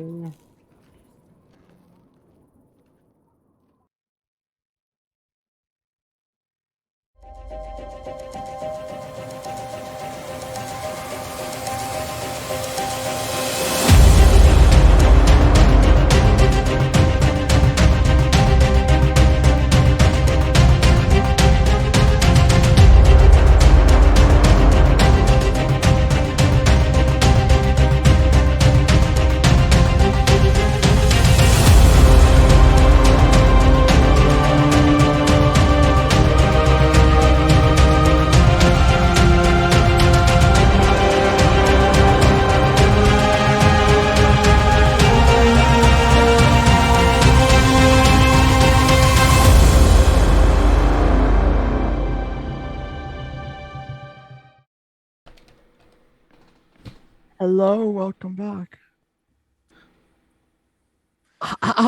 We'll return. So we're back. Sorry, I wasn't ready for it to be that way. So, Karsh, or shall we just proceed back into the action? No, we're going back into All the right. action. The fairground scene reopens. Corvus has just uncovered the body of the giant Pauline Woodworth, and I don't know. You're gonna do anything because I think that. Well, go ahead. Just going to call up the detective again. Okay, when you go to call the detective, DOS this and I time. assume by that you mean DOS, Yes. you look at your phone and it doesn't have service. In fact, the rest of you kind of pull out your devices and all the devices do not have service and they all take jammed 5 for some reason. Just out of question of curiosity, did they have service when we were still in the van, just a few feet away? But as soon as we stepped out and got here, Still driving. That's correct. That's what I'm asking. Is when did? I guess you don't know exactly. My phone okay. call was on the drive. Yes. Okay, Yeah. that was my question of when did that phone call end? Okay. Yeah. In that case, I'm just. I assume it was far away enough, but again, it's. You really are the master of death, Corvus. You found Now- her right away. Now, Chuck, when you look at your phone, you are you're confused for a second, but only for a brief second, because you notice when you look up from your phone, you notice that there is a pavilion not too far from you. There's a little turnstile in front of the pavilion where a line might be, but you see something that you thought you would never see again. It looks like a movie set, but it is a specific kind of movie set, and it sort of lights up too. Everything was all dingy and gray, and now it lights up, and you notice it is a car crash scene. And to your shock, you see a figure lying next to the car crash that seems familiar to you. Looks like it could be your girlfriend. Chuck just runs off. To the Hey, scene Chuck! or away from it? 2. Run to it. Okay. Okay, so you run through the turnstile. Mm-hmm. That's between you, and the turnstile goes through. You run to the scene.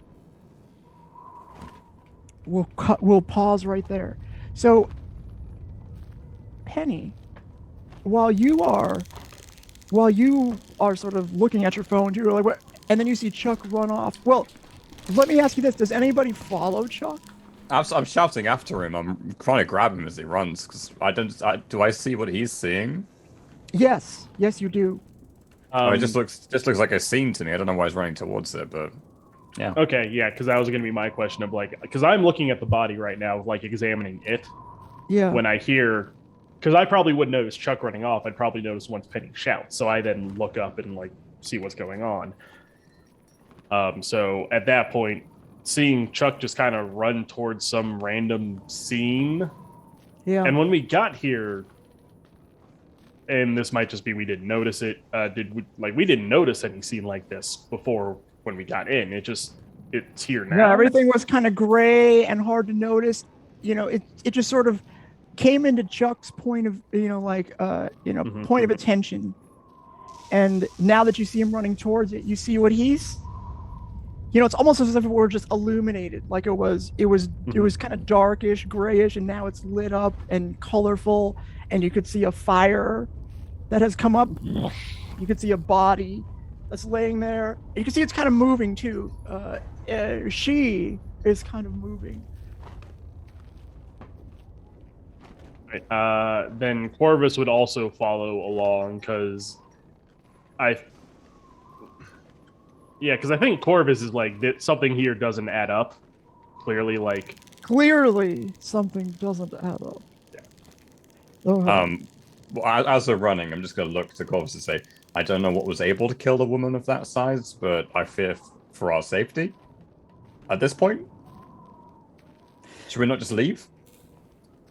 Either way, we have to get Chuck. Yeah, you're absolutely right. I own my life. So, Penny, while you're considering this, another scene lights up out of the corner of your eye, and you look and you see a house. It is sort of like, I don't know, it's like the Bates house almost. It's almost like Norman Bates's house, but it's scary, I guess. But you wouldn't ordinarily give it much thought until you see somebody who is outside of the house, and it looks like your father standing there waving, hey, and Hey.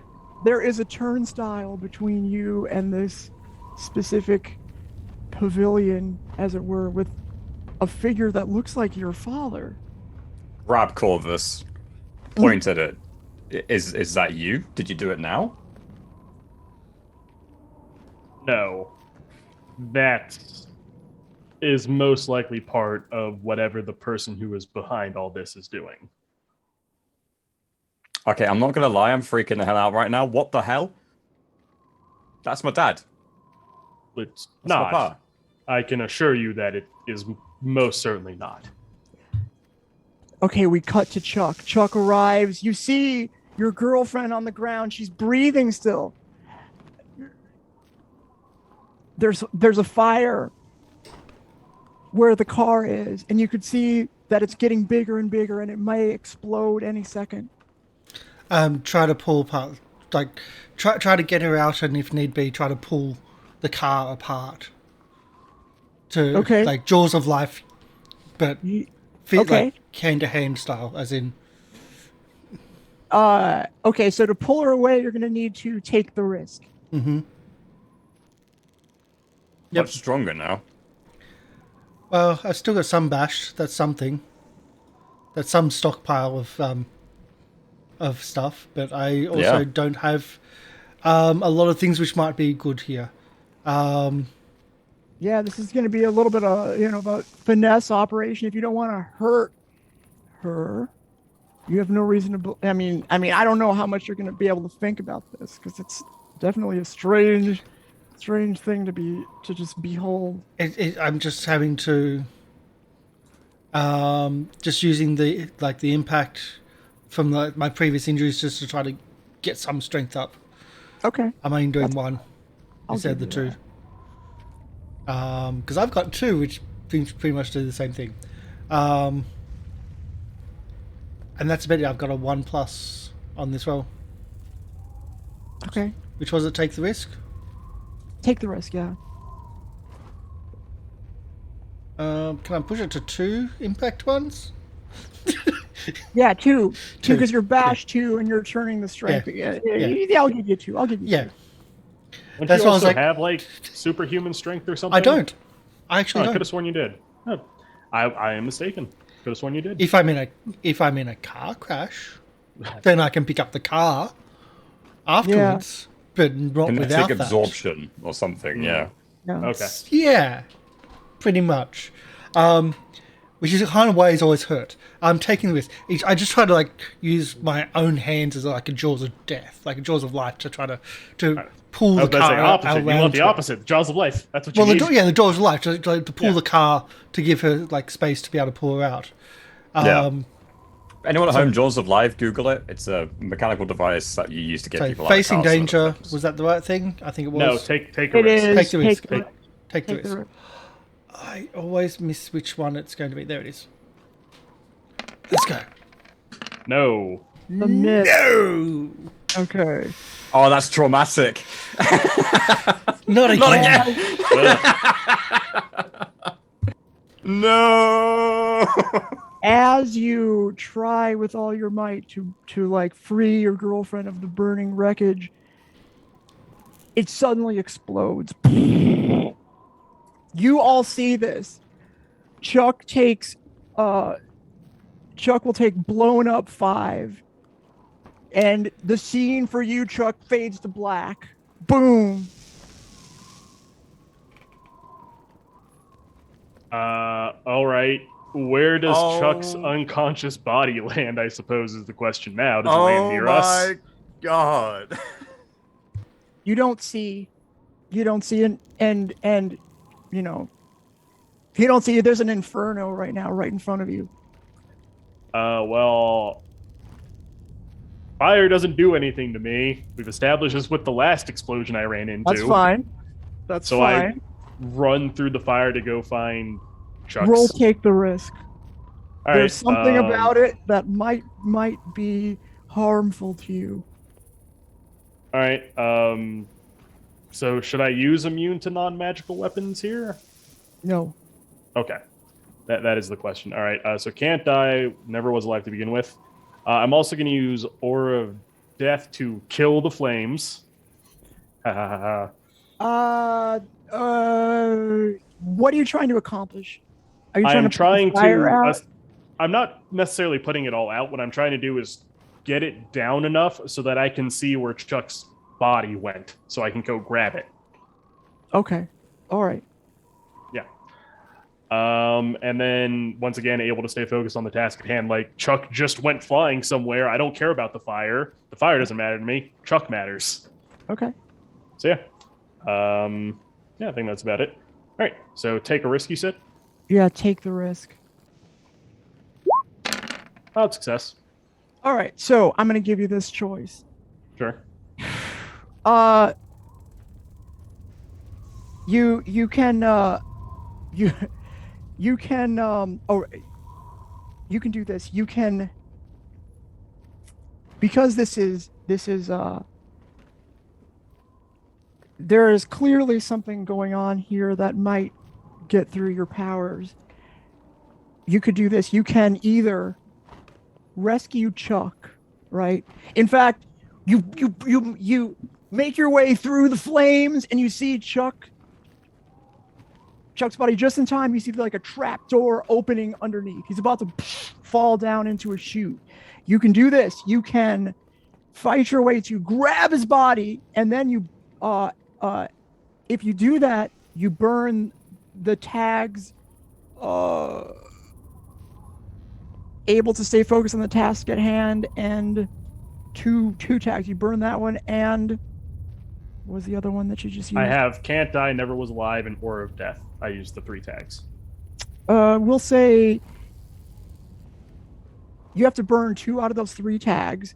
Okay. Save him, or let him go and lose nothing. Clearly going to burn tags to save him. I'll burn Aura of Death and able to stay focused on the task at hand, because I don't think that my ability to suddenly not die is going to go away, but I think my ability to maybe call upon this Aura of Death might go away. So yeah, I see this trap door open, and I grab his arm and just with all the strength I can muster, which I'm not a strong guy. My abilities don't grant me any of that, but that just surge of adrenaline strength, I pull him out of the trap door right as it's about to his body's about to drop. I just yank him back into solid ground. Oh, okay. All right, nice. I like it. And just when you do that, just as quickly as the explosion happened, the flames sort of die out, and there's just smoke surrounding you at that point. Meanwhile, what's that? I was going to ask, is the body of that woman still there? No. Okay. As I suspected, it wasn't a real person. I am not under the impression any of these people are actually real, except for the 2 people I came here with. Yeah, well, don't know just yet. I mean, they can't be real in the sense of reality, but maybe they are somehow connected to their spirit in one way or the other, in which case they might as well be real. But you don't really know one way or the other. Now, Penny, you see this exciting scene go on, but at the same time, suddenly a person, another figure. So you turn your attention back over to the haunted house where your dad is standing there. Suddenly you see a terrified look in his face. He turns around and runs toward this haunted house, and you notice after him is a figure with 3 dogs attached, running after him.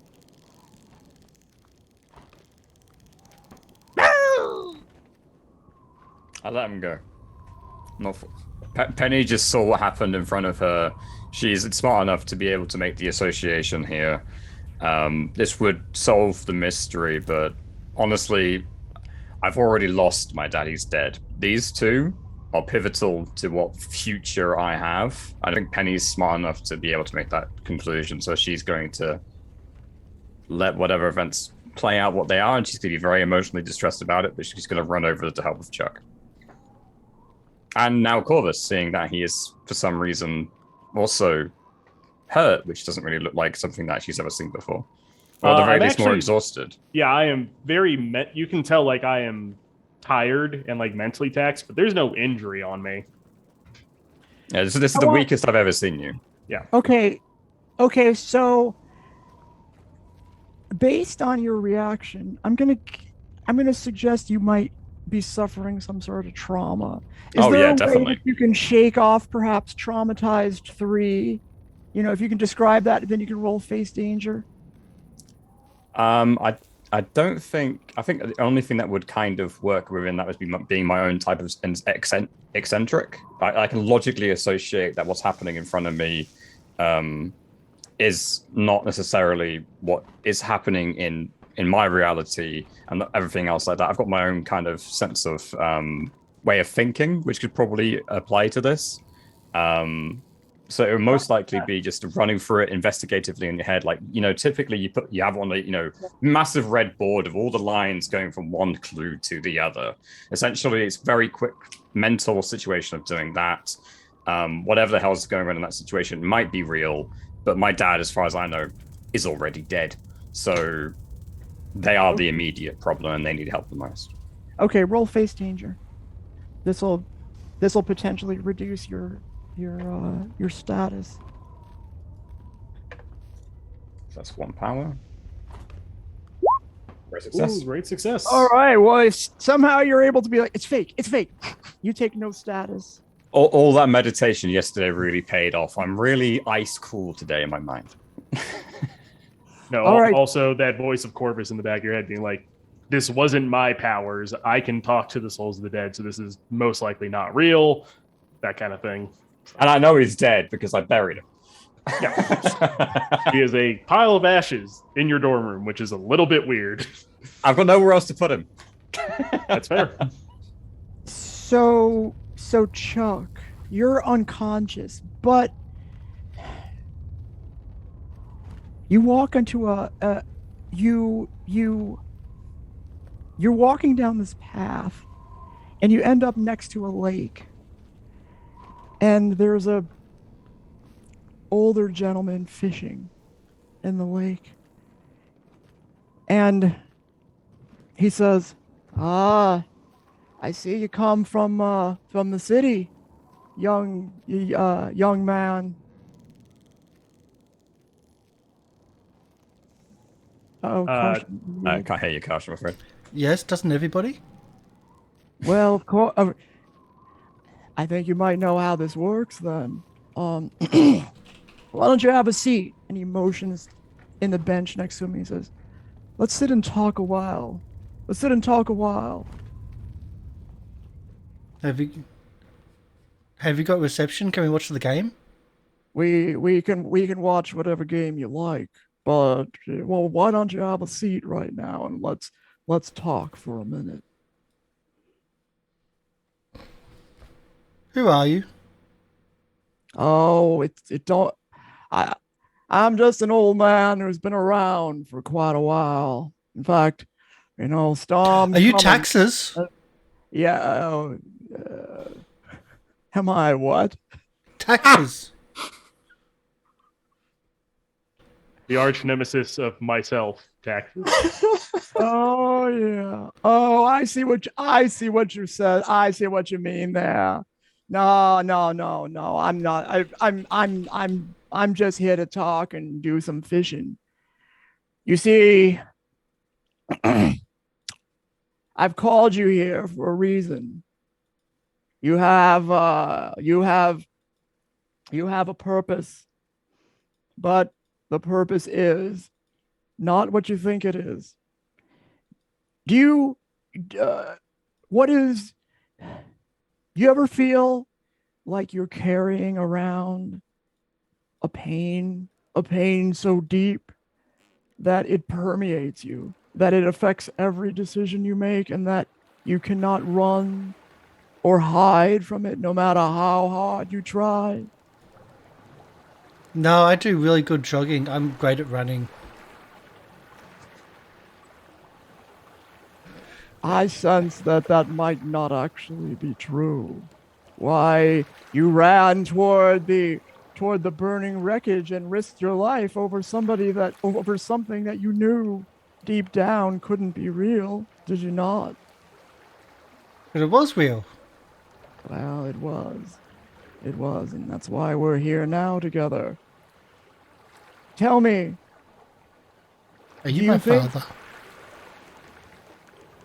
I don't think this conversation is going where I expected it should go. Oh, sorry. You're saying, do I think? I think Or that was that all? Was that the question?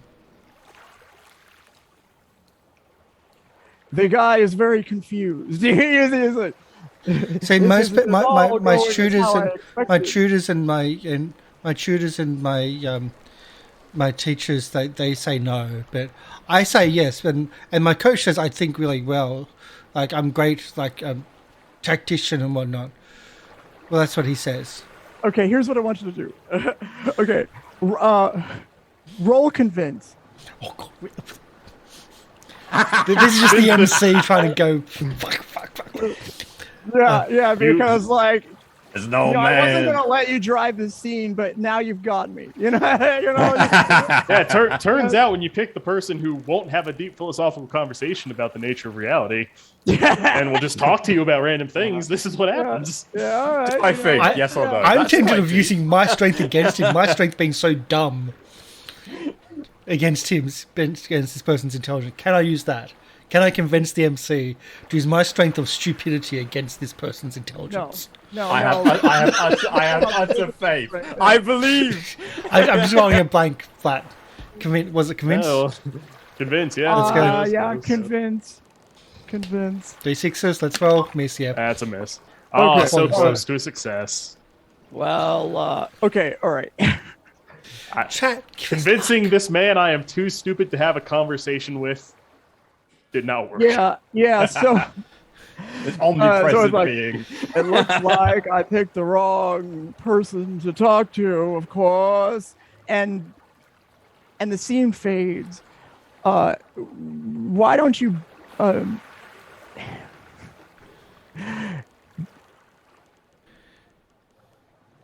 I want you to burn the tag, the following two tags. Use strength against them because it failed this time, and 0 pain receptors. Oh, that hurts. Oh, If you no. come, You're gonna you'll be feel in- this in the morning. Yeah. This is Everything. this is And what the you get poison. for not having a reasonable conversation with the mysterious guy near the lake who is fishing. But at least remember those little facts. Does And Chuck remember that he was on the lake with a guy that was fishing? Yeah, talk to taxes. so we cut to Oh, Corvus. You've got the body. You've got the body of your friend Damn Chuck. it. What do you do? So Penny has I'm just gra- watched her dad be mauled almost by dogs. We'll see what happens. Speaking It of, didn't happen. Did I see Didn't happen. that? Didn't happen. Did I see that scene? The dogs chasing after her dad. You can decide that. Well, the only Decide reason what I ask is narratively makes because sense. I in both out of character, Yeah. speaking of the devil, Nice. because I out of character remember that there was a man inside that mansion with 3 dogs. That's right. Yes. Okay. Let's say that the dog's barking called your attention, and it sounded just like that too. All right, so So I you did note see that. You're like, and in fact, I'm gonna tell you this: you recognize it the same. Yep. So Yeah. I definitely put 2 and 2 together there. Like, okay, so that man was involved in the death. Not surprised. Was related to that crime family. But my main focus at this current time is getting Chuck into the van and getting us out of here because Chuck needs immediate medical attention. Like, Okay. All right. this might literally be for Corvus. Like, this might be I need to get Chuck to the hospital because I don't think the nurse's station is going to cut it for what is currently going on. Completely my recommendation, because Chuck at this point may also be in serious pain with no pain receptors gone. Right? Like, We don't know that. verbally. Well, he's unconscious, so we don't know that. But this is like, I think he might be coming back. Can I make a suggestion to the MC for the next failed roll? Yeah. Put Chuck in the room with Hollywood. Put Chuck in the room with who? Holiday. Holiday. Oh, so Holiday. Oh, yeah. Okay. if there's a fail, 100% helping Corvus get him to the van. Yeah, we are getting him into the van. Like, I mean, that might happen anyway. yeah, so going straight to the hospital. Like, okay. nope. Okay. So for reasons that I don't know if I can explain, but there is a bunch of hidden shit, right? That's here that kind of light up when needed. So I'm gonna need you to, if you want to achieve this, if you're both running toward the van, I'm gonna need both of you to roll take the risk.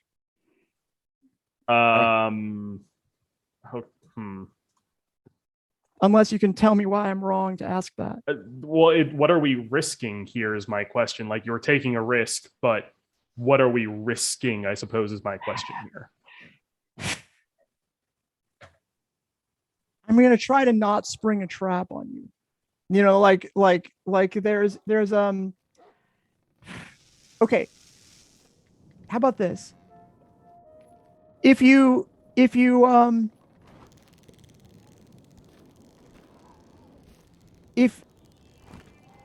since you're hesitant, I'll say this.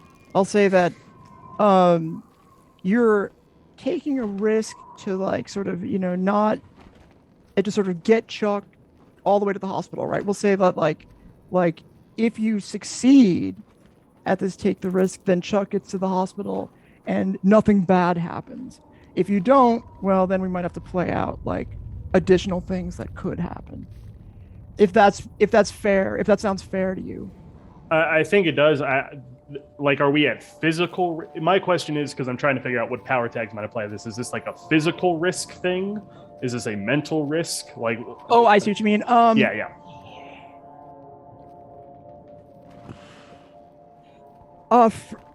For you, it's a mental risk. Okay.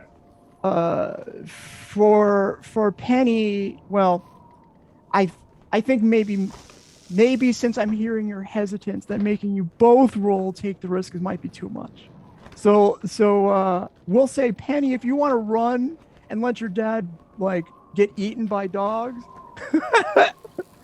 I guess you could do that. The situation that we're currently in is that Chuck is very badly wounded, and he was already hurting before. Okay. I think Penny's come to the conclusion, and with Corvus's recommendation, that none of this is real, and I think Penny would have the mental fortitude to be able to focus on what's happening here and now, and that would involve getting Chuck to the hospital this time, which he should have gone to yesterday, but All right, okay, one take the risk from either one of you will be fine. Either one of you I'll even give it to. Because you're both facing some kind of... Okay, all right. All right. That makes sense, because I'm so focused on trying to ignore the dogs. I was just... Listen, I was just arguing, I was confused as to the risk. Anyway, no, it's fine. It's fine. Yeah, it's fine. Campus security van, because that's what we're using to get him to the hospital. Yeah, yep, that makes sense. I'm going to do, in this case... Oh, please, miss, please. No. I might. I'm trying to think here. Mm-hmm. I would say either teacher or... Can I apply teacher because I'm trying to make sure my students are safe? Would that apply here? All right, I'll give it to you. I'm asking. No, it's fine. That's fine. And fine. Once again, I don't want you to die or anything at this moment, or Chuck to die. That would be bad. Yeah. And I guess like calming presence, like I am trying to calm myself down to make sure like I focus on making sure Chuck is okay.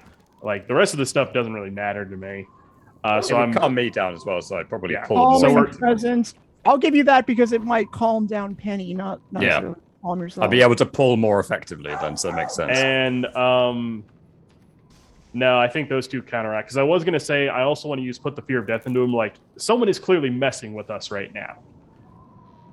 And I would like to read on my face that, like, if this person continues, like, I'll leave Penny with Chuck, and I will just go full Grim Reaper again and tear this place apart, making sure nothing, like, is standing. But I don't think that works with calming presence. I think those two are yeah, and I don't know if it would work on it, but you can appeal to one of your other party members here for a help point if you would like. I don't think either of them have a help point with me. Well, then. I'm afraid not. Yeah. So take a risk with power of 3. Hold on a second. Hold on. Let me see if there's any sort of weakness I want to invoke. I mean, I can invoke the weakness death comes for all. I got someone who's literally about to die next to me, and I'm the Grim Reaper. Okay, I was going to pick that one. Okay. Yeah, you can invoke that one. Sure. All right, take a risk with power of 2. All right. Mild success. There you go. Okay. All right. It gets messy. Oh, okay. Okay. Okay. Oh, I also mark attention because I used a weakness. Yeah. All right. So I'm going to give you a hard bargain or an ugly choice. Okay. So you can get Chuck all the way to the hospital. All the way to the hospital. And check him in. And what happens. He will probably be put in ICU at this point.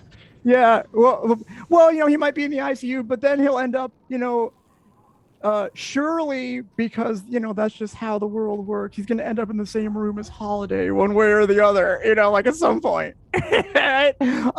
However, if you do that, I'm going to say that that being so close to death,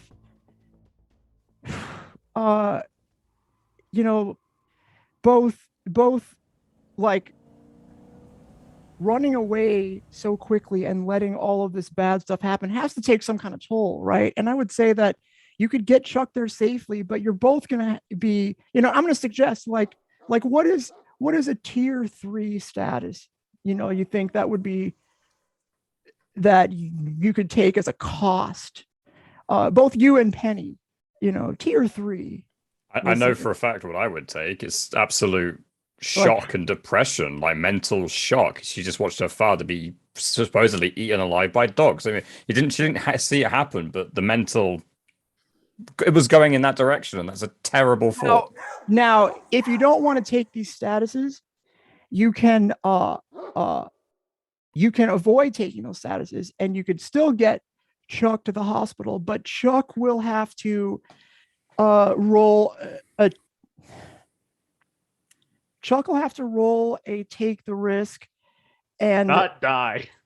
Avoid a tier 6 status, which he could face danger from depending on what it is, but you would not take any 3 statuses. So like Chuck would have potentially may die if you don't take those tier 3 statuses.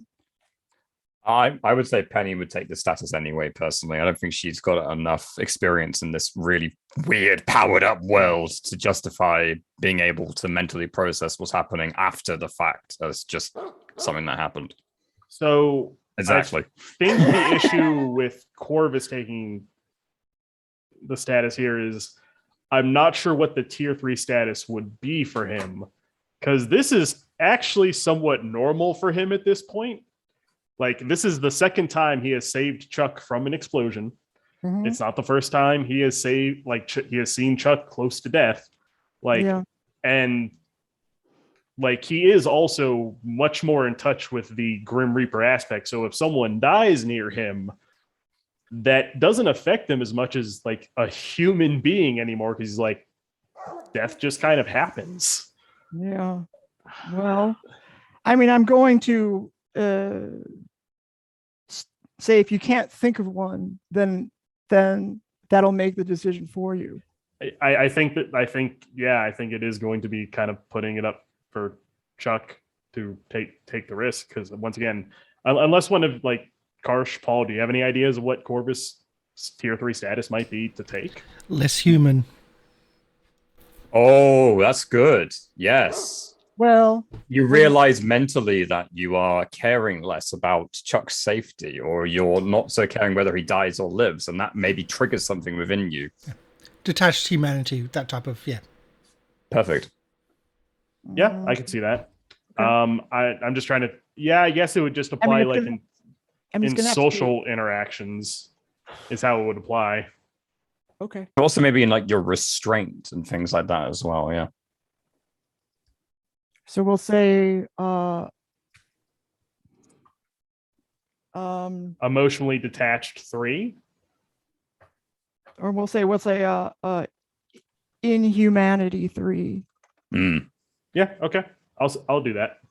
Okay. And then what would you like to take, Penny, as your tier 3 status? This is an interesting, we have actually uncovered an interesting tweak of the system, or like a nuance of the system. If you build a character that's super powerful, you might be unable to like take a moderate level of status, and thus it's sort of an all or nothing situation you could put yourself in, or your party member. Indeed. Yeah. Your effect becomes more prominent. Yeah. Definitely. I think depressed would be a 3 in my mind. You like, as in not, you're a bit depressed, as in you are straight up knocked out. Depressed 3. Okay, there you go. Pretty accurate. You make it all the way to the hospital. In fact, you've been to this hospital before. Yeah, we were just here yesterday when we threw some guy out of our van to the hospital. He's probably still there. Now, go ahead. Sorry, Chuck, did you have something to say? No, not at all. Just the fact that I'm a little bit... just the fact that wearing armor was me protecting myself from the fire, but I'm also a bit more susceptible to fire, so yeah. Yeah, that's true. Yeah, so you're not in your football outfit anymore. Your football outfit has been protected me just that one, otherwise I should have been 6. Yeah, it protected you from death. Yeah, which is that's good. my fault. Like, that's better than dying. Yeah. All right. Okay. Well, we'll say it did. We'll say that the football outfit was the thing that saved you, even though. Okay. Anyway, we'll go with it. Football. Where? So, seeing how like, actually no, since I'm now more inhumane at this moment, like, I don't actually notice Penny being depressed. Like, it just doesn't even clock to me. Because I'm just like, you're all business. I'm just like, I need to get into the hospital. This person's emotions at this moment don't really matter. What is the ride like to the hospital? It is very much like if the police were to. It's very much like I'm speeding through and like driving, like swerving past cars. Like, it is very much like dangerous driving, but of course, because it's just like there's someone literally taking a risk. Someone's dying in the back of the van right now. Yeah, we need the hospital. So like, if the police were to stop us, I'd be like, give me a police escort. I got someone in the back. Like, they could just look in the window. It's like, this person's dying. We need to get them to the hospital. I've probably got Chuck resting on my lap and just trying to hold his face still. Maybe trying to slap him awake a bit. Yeah. Little love taps. But it's very much like, yes, it's the driving of someone who needs to rush someone to the hospital because there is an actual emergency. Right. Okay. All right. And when you arrive there, of course, you pull into the emergency. You've done this before, right? And so they come and they see. The last time we did this, we just threw someone out of the van. Yeah. We didn't stay. We were just like, and actually they got out of their own accord because like they were able to still walk apparently. So we opened the door and they just left. Chuck cannot get out of his own accord. So it's like we pull up. Like, I send Penny inside to like go get the nurses with a wheelchair or stretcher so we can get him inside. Like I open like the back doors of the van so they can get easy access to him. Like this is very much like, no, he needs immediate attention. All right. And so I think when they take Chuck away, I think you can do, you can each do because there'll be time that passes. You can take this time to do at least a short downtime. Very short. It feels wrong to just get rid of the 2 burnt tags I have. That seems a bit silly to do. Let me see. Thank you for being fair. I'm just trying to. Yeah, no, I understand. I'm offering a little bit of a little respite option here. Yeah, I'm actually going to explore like a few hours. Yeah, I'm actually going to explore this feeling of inhumanity at the moment, and I'm going to explore my mythos. I'm going to tap more into like this cold air of death aspect. Okay. And like, because I don't feel bad that I'd feel inhuman. I just realize I feel this way. Yeah. Because it's not like a feeling of sadness. It's just like, I didn't care as much as like it feels like I should have cared. Yeah, it's intellectual, right? You're like, It's very much like just introspection and not like a reflection on the behavior, but an introspection as to why I feel that way. Yeah. Okay. So yeah, I'm gonna mark attention on cold air of death. All right. Thank you for being fair. Yeah. Now, Penny, what do you do during this very short time? And then I don't think enough time has passed for Penny to properly process what happened just now and be able to logically, work down the depressed status. So she's going to instead do a very similar thing, which is her mission: find my father's killer. That makes sense. This is the biggest hint she's ever gotten. And that she knows that there's 3 dogs, there's a shadowy figure, it's at this weird house. Like this is the most she's ever saw. So she's going to draw attention to that and start just drawing it out in a notepad, just drawing what she saw as a way of kind of working through what the hell just happened to her mind, and also drawing attention to that theme. So that's what we're going to do. All right, good. Which gives it the full bar, which is nice. All right, Chuck, I'm going to let you decide how you handle yourself here. So you're basically blown up 5 or whatever. Do I spend that time, this mini downtime, repairing myself and healing, or do I not? What is that? What you're saying? Yes. Do we let Chuck just be in the hospital for the next episode and not interact? I'm good with that. If we have someone else to like fill in, I'm good with just playing sound. What, for real? You don't want to be playing? No. Like if I'm good. Like my character is blown up. Second time he's been blown up. Like I will have to. Like the answer has to be to. Yeah. He's been through a lot.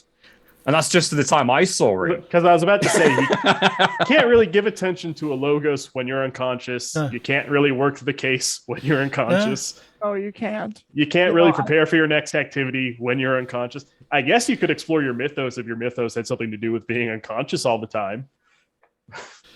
The Sandman. Maybe it makes it easier to I was about to say, like, if you were something related to dreams or something, I suppose you could explore your mythos. But I don't think the trolls do that very often. No.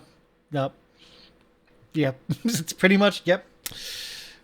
There's nothing I can do. I'm blown up. Yeah, okay. I mean, you survived, okay? Woo!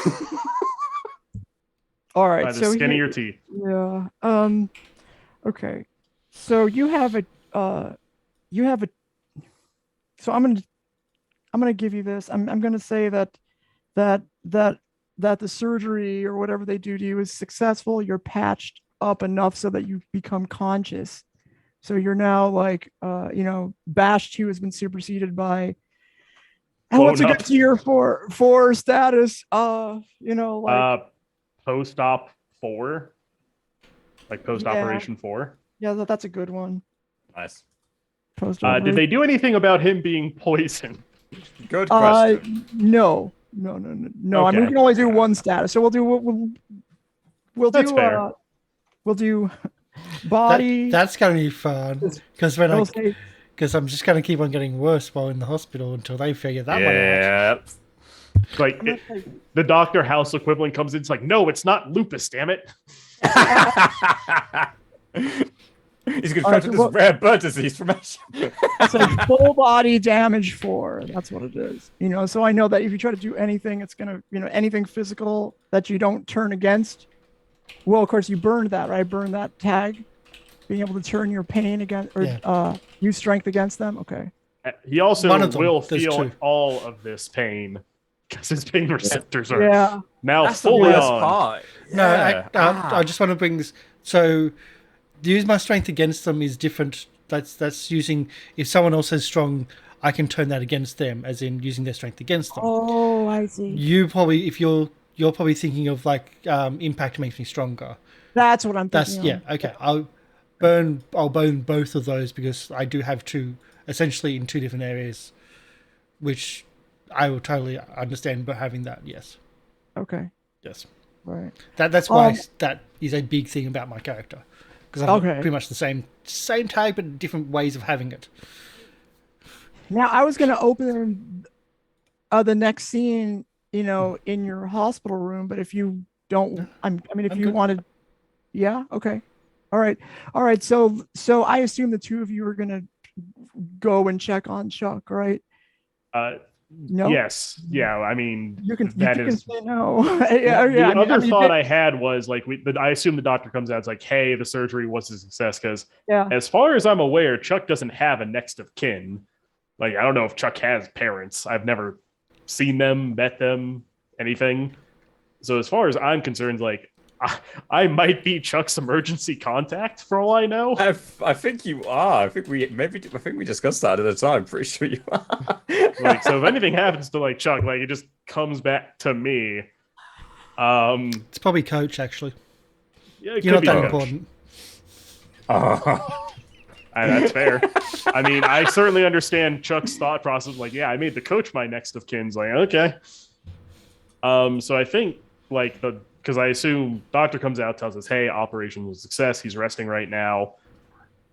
I think, because once again, feeling this kind of inhumanity, I'm probably just like, okay, well, like, here's my number. If condition changes or anything, please let me know immediately. Here's like the phone number for my office if you can't reach me. Oh, I do check my cell phone real quick. Like in front of this doctor, I like check my cell phone. Like, it's working again. Like in a way that seems totally rude. That's funny. But it's just like, because once again, not Cal really feeling or whatever. Yeah. Just like, whatever. I'm like, that's working again. So I'm like, yeah. So if his condition gets worse or anything, here's my number, yada yada yada. I give him all that, and it's like, I then like turn to Penny. Is like, I'm gonna go back to my office now. Did you want to ride back to campus? Did you want to stay here? I'll get a bus. There's some places I need to get to first.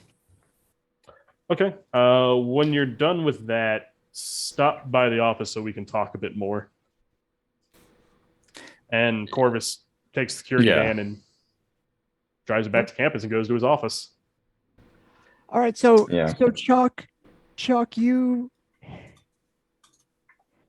your eyes are blurry, but you open them up and it clears up, and you look around and I'm in a hospital. Beep. Not again. Yeah, and you take a quick look around and you're in a double room. What would you know? And the curtains are pulled back. You know how you would normally just, there's two TVs, of course, and next to you, what do you know? You recognize him. It is private investigator PI Holiday, and he is watching the TV, clicking it, trying to find something to watch. Always a Go Food Network. There's usually something you can watch on it. Yeah. He stops and he's like, "Oh, look, a detective show. It's Columbo. I like this one."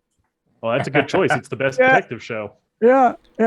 Isn't there any sports on? You're awake. You're trying to cross the border. Kid, I've seen some people in bad shape, but you take the cake. Oh It'll wow! heal. I'm Glad good. you're all right. You're way too young to be getting in on these types of games. What do you mean types of games? Well, like, uh, you know, the the like rot that goes on in this city that'll put you in a place like here. Like when I come across people like you and your friends getting into trouble. I mean, I I haven't forgot why I'm here, how I got here. Are you saying you did this to me? Me? No, no, no, no. But I guess karma is real. Sometimes I feel like it's real. I'm confused and very heavily drugged. It's good, Look, but it's this. I'm not used to this pain. yeah. So much pain. Well, I mean, you look like you should be in pain.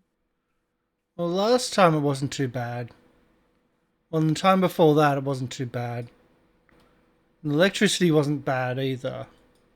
This is painful, even with the drugs. If you don't mind me asking, kid, what happened? What were you doing? Well, I got blown up, didn't I? It By what? was a car accident. It seems. You were in a car accident, huh? All right. Well, that's No, not in it this some time. car accident. No?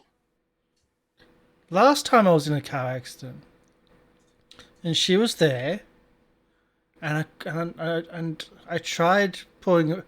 I didn't. I didn't. I should have.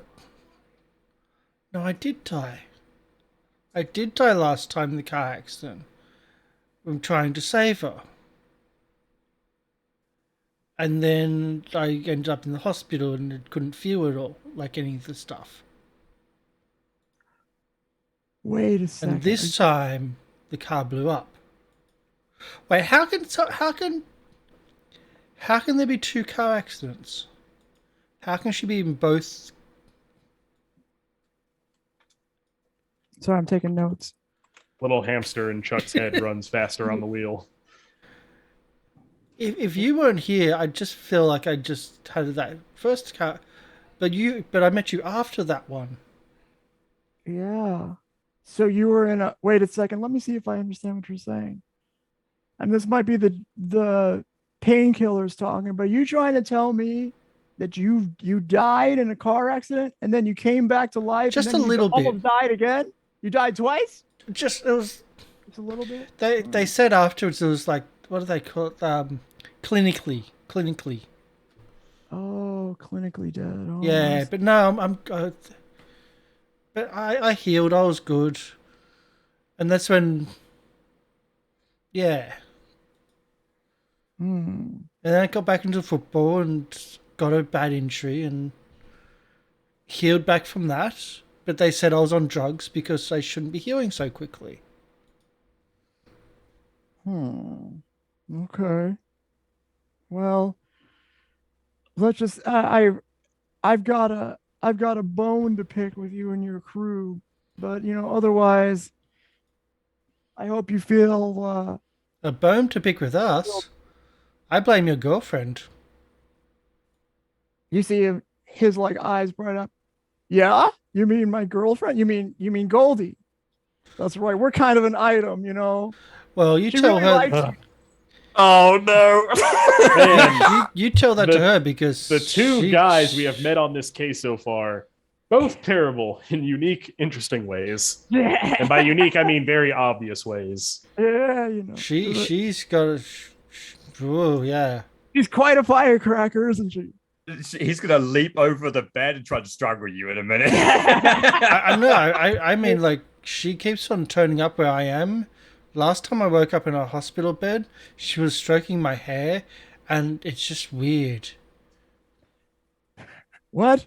Yeah. Okay, And I broke it up with her. Oh! so That's I when would I like found it- out. When I found out about you, I broke it up with her. we had a date and everything, and then I found out that like she was dating you, and then I broke it up and I smashed the skateboard and threw it back at her. And Okay. I would like you to roll investigate because depending on whether you hit or miss, I think you're going to either get this is a flat information or roll. get hurt.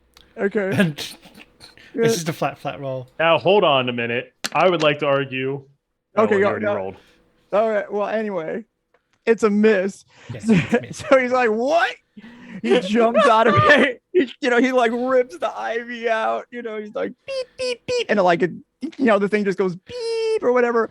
And he's like, he like jumps on you and starts choking you. Hey, I'm think of it this assuming way. full body cast as well. I'm like, I can't do anything. At least you'll be in a different room after this incident. Well, yeah, that's true. And Silver lining. so, just long enough for you to Take another one. before like the orderlies come in because there's medical alarms going off. Yeah. And then they come in and they see, there's there's a problem, and they bring in like This man's attacking me. Yeah. Arrest them. You can take you can take, let's see. I'm gonna take Just give me another tick and I'll go back to unconscious. no. Shoot me. Chokes you out. People are grabbing him. Down 5. Just unconscious. Let's see. She took me all damn. We're gonna take 2 blunt 2. So if you try to have a discussion with somebody, that's gonna cost you 2 blunt 2. Okay. And they grab Holiday and they drag him off. And we're gonna move now to a let's see what Penny, what are you doing? So I need time to process what the hell just happened, because it's been I just came out of a really intense situation. Chuck almost died. I saw my dad get mauled to death by a bunch of dogs. Yeah, I'm done for the day. I'm going home. I'm gonna go sleep during the day. I'm out. All right, that's cool. So I would probably very depressed get on a bus. There's rain coming down. It comes to the side of the window, trigger typical 90s music video of any band from that era. And there you go. Don't say 90s. Oh wait, no, don't say 80s. Yeah, no, Because don't then worry. you'd have Sam turn up. Skip to generations, okay. So The yeah, she 80s probably was just right. So that get home and just lie down in bed, probably cry a bit. I think we've all been depressed in our lives. I'm not going to go into any great detail during this roleplay session about that. And just really embrace herself and what she's feeling. Explore. All right, Corvus. yeah, no, Corvus is just in his office, like kind of grading papers. Grading papers, like, God, why do they misspell everything? Jeez. Well, no, because once again, he's feeling inhuman. So Yeah. he's literally doing it almost like a robot. He's just like reading it through. It's like, okay, this is everything. Oh, okay. Like, give it he's very like clinically judging and doing all his work. He eventually stops grading papers, and then like his now second job of what this office also is comes into play of like, now the psychopomps are leading in like the souls of the dead, so he can send them where they need to go. And once again, he's doing this very clinically. He's like, all right, so like I have a list of everything you've done in your life. All right, based on this, this, and this, like once again, we're not going to get into what afterlives exists in City of Mist, but he's like, all right, you're going to here or you're going to here, and he's just sending them off. Yeah, So he's just doing his jobs at the moment. I very like that, like detached. robotically or whatever. Yeah, he's just like, all right, well, da-da-da-da, you're going here. Next person, da-da-da, you're going here. So yeah, that's all he's doing. Okay. All right. Good. Okay. So now, how do you want to handle this mechanically? Like, how are you going to get back together? Like, do you want to do a downtime? Where you take a day or 2 or 3 or a week, or what? Because I think I have an idea of where this needs to go, but I want you to feel like I'm not railroading you. I would have to assume we almost need to take a downtime. Yeah, I think you do. I think you do. I absolutely. Chuck's in the hospital. I'm lying in bed, depressed. Corvus is probably going about his business, not caring, but he may need some time to reflect introspectively. Yeah. All right, I think this is going to be several days. Trying to pull this together. So whatever you think you can manage in a few days. I mean, I'd probably slightly get over my feelings after the first day, and then remember that Pauline is now dead in a ditch, and and Ellie is now by herself, and then that'll probably send me down another spiral as a character. Oh yes. Right. Also, I guess just this isn't going to be something that is going to be one of the things I do. But I do alert Detective Doss, hey, we found that missing person. They are dead. Yeah, Here is their I was going to location. say, what are you going to do about that? Okay. Once again, he is just kind of going. Corvus is just going through the motions very clinically at the moment. He's just all right, someone is dead. I report it to the one detective I know can handle this kind of thing. So I report it to her, let her know, hey, found the body of that missing person. Here is where it is. You can go deal with that. She is. Okay, so I'm just going to tell you what happens, at least with respect to that, and then you can do whatever separate move you want to do. But she is grateful to hear about this. As it turns out, she actually does care now about this missing person, and she says, "Okay, we will handle it." And then you never hear back. You never hear anything back. Okay.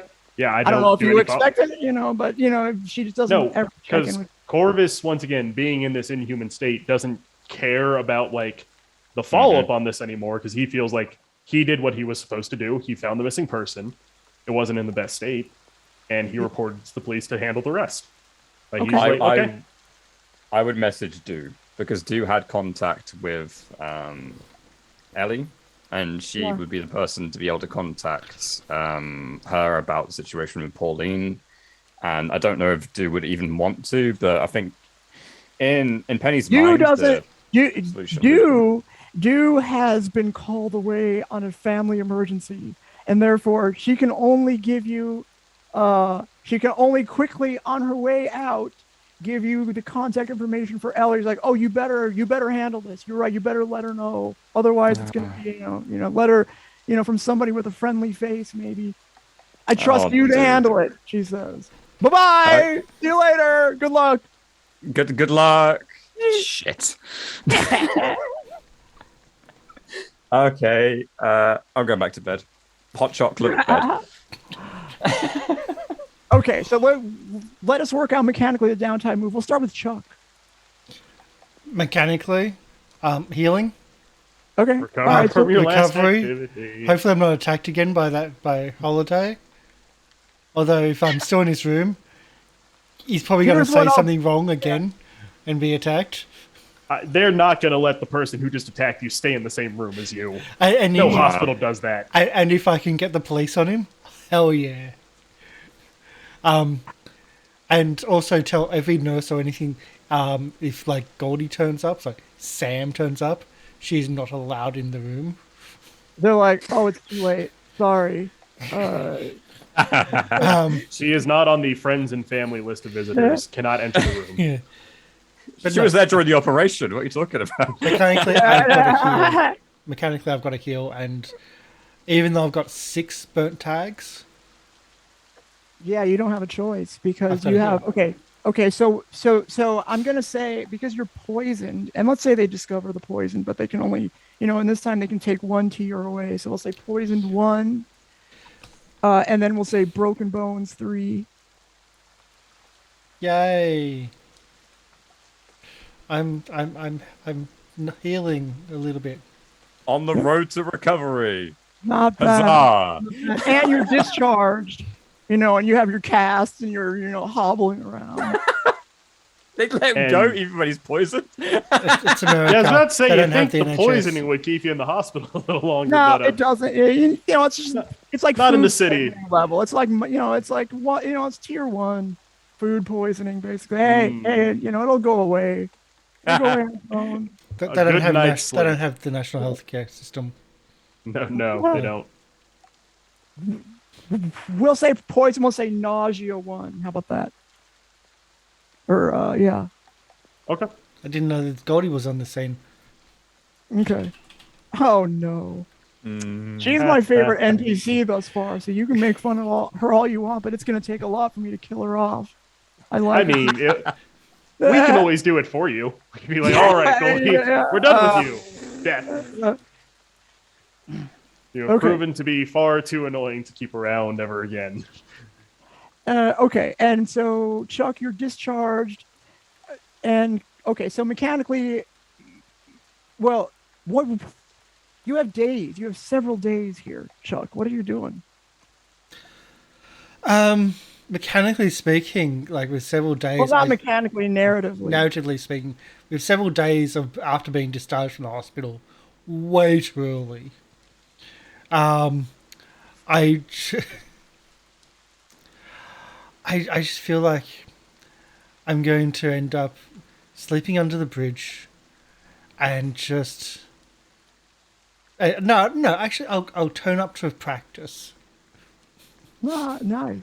Well, they're like, good for you. Hey, well, Still cast everything. I like how he showed up for the game, bruised and poisoned. He collapses after the game. This is He dedication. gets back from the hospital. Now in cast, no longer poisoned though, so I guess that's an improvement on that end. And they're just like, yep, this is fine. We don't question it. He's our star athlete. We can forgive some stuff. Well, you know? I'm not. Except he's not, because he hasn't played a game in months. So he's not the star athlete. Well, we've already paid for him, so.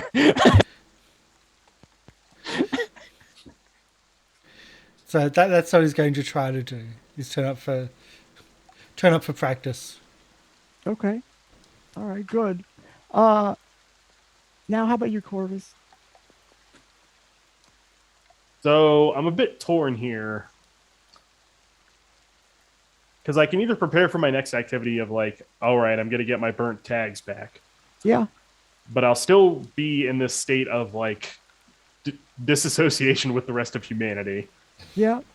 Or I can attempt to regain that connection to humanity, but be down a couple powers.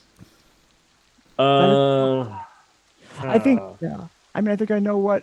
I mean, you're doing so well role playing the inhumanity. It's.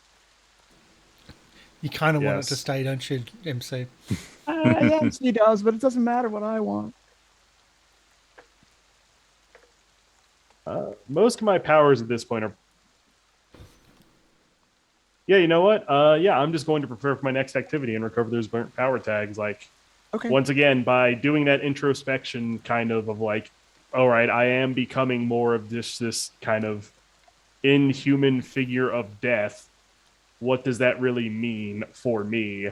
I think it allows me to kind of refocus on the abilities I've lost so far and gain them back. Okay, I like it. Still feeling disconnected from the rest of humanity, but has anything notable happened over the few days that passed? I do call Penny into the office at some point. That can be a separate scene after we do this downtime. Or like during the downtime this has happened. Because I do, like, in my head, like, even with this humanity, it's like, Penny thinks I'm a murderer. I should probably at least clear that up in some way. Yeah, that's right. Because in Corvus's mind, like, he has killed people, yes. Did he murder them? That probably is not the case. Right. Okay, Penny, you have several days here. What are you doing? Yeah, 100% spending the first day just in bed with a bag of marshmallows that she's just eating straight from it. She's probably got like an entire tub of hot chocolate, which is already most of the way down. Maybe there's a bottle of Chardonnay she stole from some teacher's office or something. Just wallowing in utter misery for an entire day. And I'm going to mechanically say that as trying to recover from the status because... You know, how better way can you get through to work through your problems than by eating in and drinking it away? She's young, she doesn't know. Many better ways. Many therapists would say you are doing it the wrong way.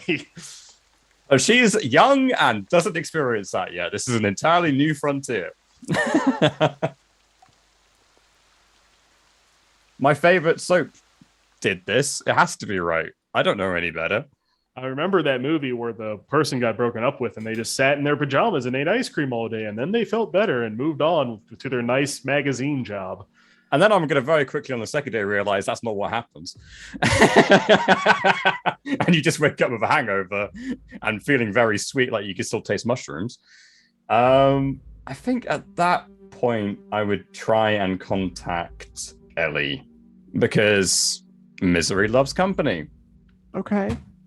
All right. So before we play that one out. Yeah. Tell me what you're going to do with your statuses there, or what are you going to do mechanically then? So mechanically, I am trying to work through the depression by playing out what happened in my head, reassuring myself, lying in bed, covered by the sheets, downing hot chocolate like it's nobody's business, that what happened wasn't real, that it didn't have any impact. These are just these really strange powers that I also have now. There's all sorts of crazy things going on around here. This is just a logical work through to try and make sense of what I saw. Okay. So you can, what I'll say is you have 3 juice you can spend on, I guess you could remove your depressed status if you want to. I think I'd probably only take it down. I don't think Penny would have the mental fortitude in order to, because she has more time to herself now. I don't think she'd have the mental fortitude in order to work it down completely, but she'd probably take it to 1. I think that sounds right. I think that's the right way to think about it. So we'll say, so it's not depressed 3. It is, what is it? We call it saddened 1. Melancholy. Melancholy. Melancholy is good. Yeah. Okay. That's very good, actually. It's more appropriate. Yeah. Okay. So you arrive outside Ellie and Pauline's building.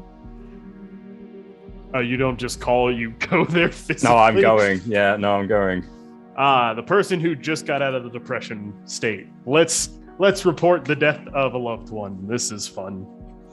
I feel like Penny would have a sense of duty to Ellie. She made a promise along with Du to try her best to find Pauline. She didn't know this is how it would end, but this is what's happened. And she would most certainly go over there, so she'll walk forward and find the same buzzer. Just buzz in, try and see if Ellie's home. She may not be. There's no answer. Yeah, figured. As you turn to head away, you notice out of the corner of your eye, you notice sort of a very dirty looking, you almost think Freddy Krueger for a second by the way they're dressed, got the kind of a striped sweater, but instead of having like the hands or whatever, you see like this jaw. They have this like almost like it looks like a steel jaw instead of a face, and you see the glint of it. There's not really, the sun's not really out. It's overcast and kind of drizzly, but you do see, just the shininess, and the person was clearly watching you. When you turn around, they look away and they start to kind of walk away as if they weren't watching you. Okay. Well, it's a good thing I've got my new power tag, because I filled free attention and found my father's killer and picked up a sawed-off shotgun, which I have holstered in my soul pocket. Big old raincoat with a sawed-off shotgun inside. She's got it in her slacks.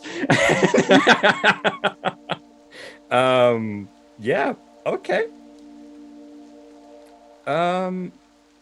I will get out a letter that I penned to Ellie, because I didn't know that she would be in.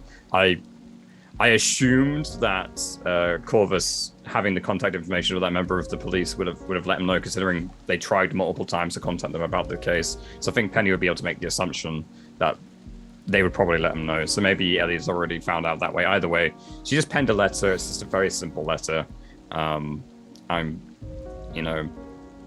We let you down. It's mostly just beating herself up. She feels really terrible about it.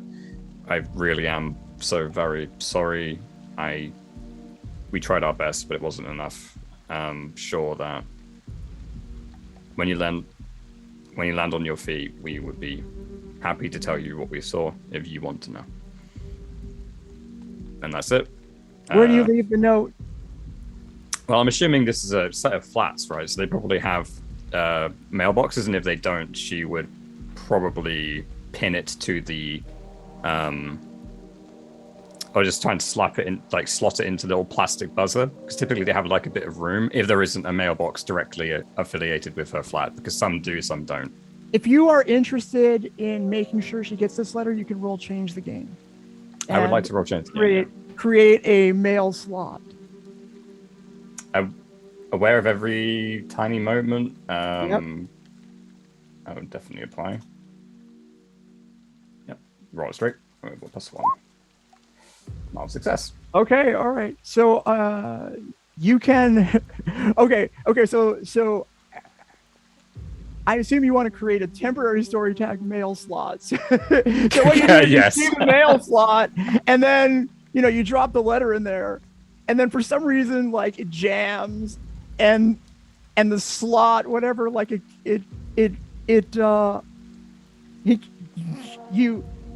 get the letter in, but then the flap or whatever, and it closes, and then it's sticky, and then it gets stuck there for whatever reason, and you can't open it up, and you can't put anything else in there, but you did get the letter in there. Okay. Yeah, but she'll see it when she sees it. Sorry, that was a stretch. I had to figure out how to make a temporary. I was about to say, yeah, no, it was great. That was very. You could have had it, because this is an apartment, right? Yeah.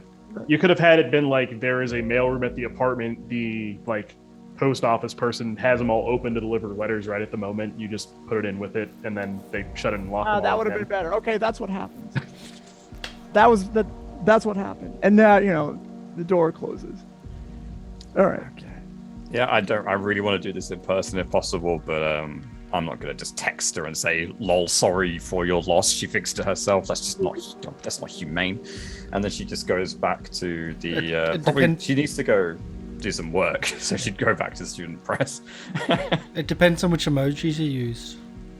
Oh, see, this is Well, why use I the ask Chuck eggplant. these things. But yeah, you get that, I guess, text or call from Corvus being like, "Hey, come to my office like when you're feeling up to it."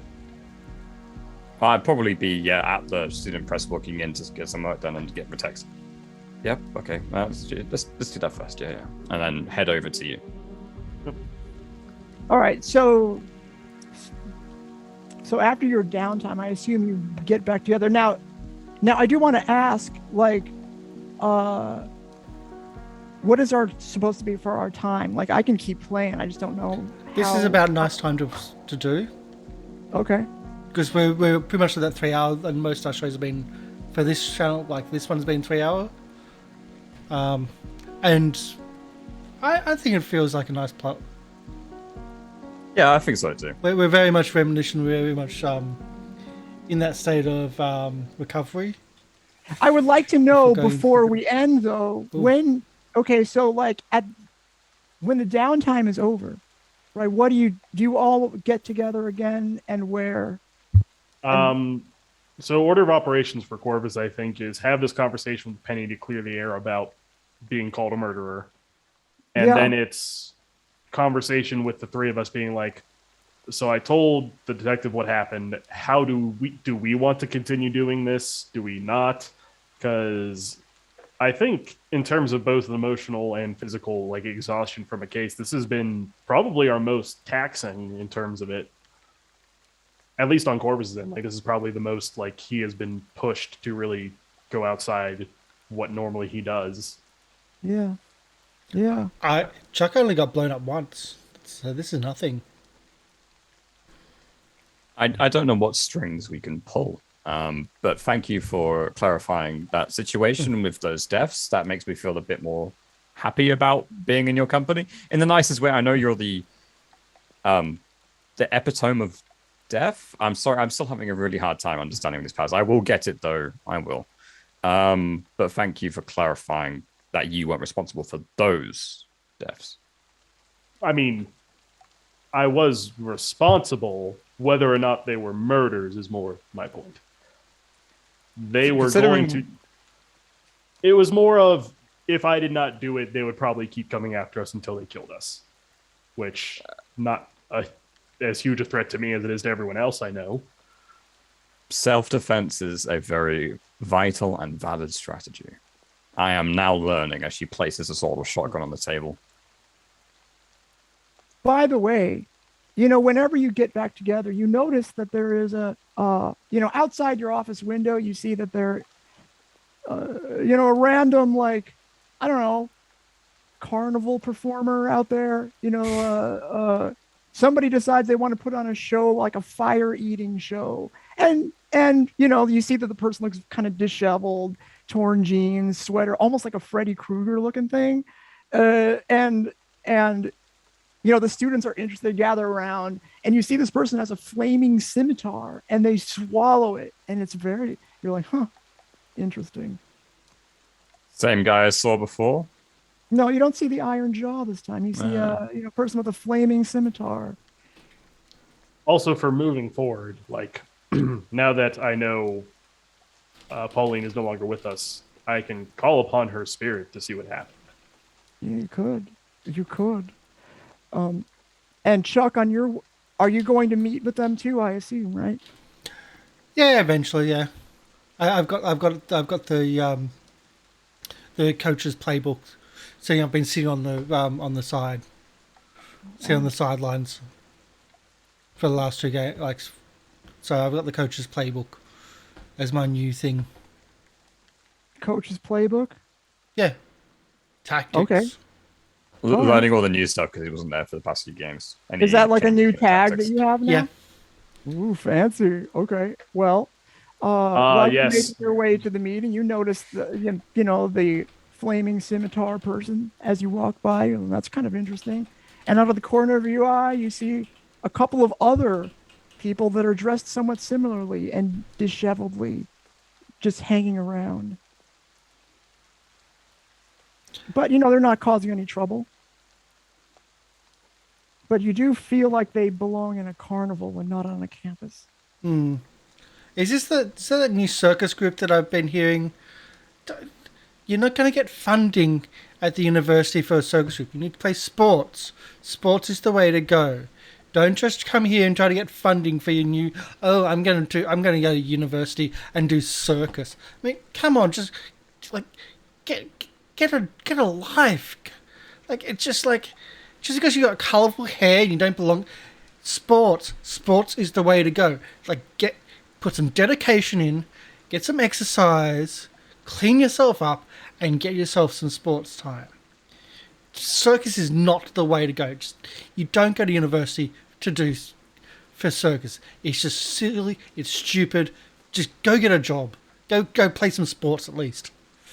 That's my beration as he goes off. All right. That's coming from a very raw place for you, isn't it? Playing on the too blunt social tag. And yes, I spent 15 years going to university to study, well, not to study, but to attend a university circus group. I never studied at all at the university. Wow. Yeah, a little bit raw. A little bit raw. A little bit of that personal life, real life bleeding into the game. And you sort of get contemplative a little bit, Chuck, on your way. You thought back. This has been a messed up. That car crash was ridiculous. It was mentally traumatizing, physically traumatizing, and it brought back horrific memories. But there was a moment when you were trying to pull your girlfriend out of the wreckage where you saw there was a car crash, there was broken glass all over the ground. And for just a second, when you looked down, you saw the light, from the obscured sun and the overcast sky shine off of the little pieces of broken glass. And for a second there, you thought, that's beautiful. Before the explosion happened. And we will end our session right there. For the last move we will combine with correctly, like we have in the past, or have not in the past. We will do Geek Out during the credits, where you will choose one of those end of session choices and tell us who you are and where we can find you. at the same time instead of going through it twice. Yeah. So once somebody knows what one of their choices is going to be, let me know and you can go first. Well, that has to be me because I've got to spend all that time doing who's we're going to raid. So thanks for combining it, which means I've got less time for raiding. But hi, my name is Karsh. Hello. This is GoblinCaveTV. We have lots of games on here. Welcome in Aethernaut, welcome in Epic Fables, which came right at the very end. I got blown up again today, second time. What are we doing? Character growth, or what have we got here? I think we'll have to go with the crew. The crew has grown, like choosing to protect the blown up Chuck, who, let's face it, not everyone likes. Instead of saving family or like all these moral choices, all this darkness and whatnot, they saved the idiot. They saved the jock after he got blown up. So I have to say the crew has grown with that, and thanking everybody with that. And Chuck managed to piss off one of the most powerful beings in the city. Did I? Yes. I mean, as far as we're concerned, it was some weird old man fishing. Yeah, it was right. I thought you were talking about Holiday. Talking about weird old man fishing. I thought you were talking about Holiday. Oh, okay. The possible godlike omnipresent dream creature. Like, you know what? Forget it. Forget it. Why did I pick the one person in the group who would not sit down and talk to me? Why did I decide this? Perfect. And Polly, there's a little bit of payback in there from how you play Shireen. Just a little bit. Well, okay, I had it coming then. Just I appreciate that. Yeah, I can see how it could be so frustrating. Anyway, a little bit. That's me. All right. I can send it to Who is up next? Who would like to go? I guess I'll go. Okay. So tell us what you're going to choose and who you are. Oh, okay. Yeah, okay. We'll start with what I'm going to choose. I'm going to choose which character had the most meaningful interaction with your character this session. I think that would be Penny. Listen to my advice about the father not being actually there. Had the conversation clearing up that I'm not a murderer. Helps me get Chuck into the van. I think, Penny definitely gets a help point. Nice. We had a very positive interaction with one another. Now, as for personal stuff, I'm Wolf of Red Roses. You can find me on Twitter and Twitch at the same handle, Wolf of Red Roses. I have Elden Ring. I'll probably be streaming it sometime soon. But yeah, that's pretty much it for me. Cool.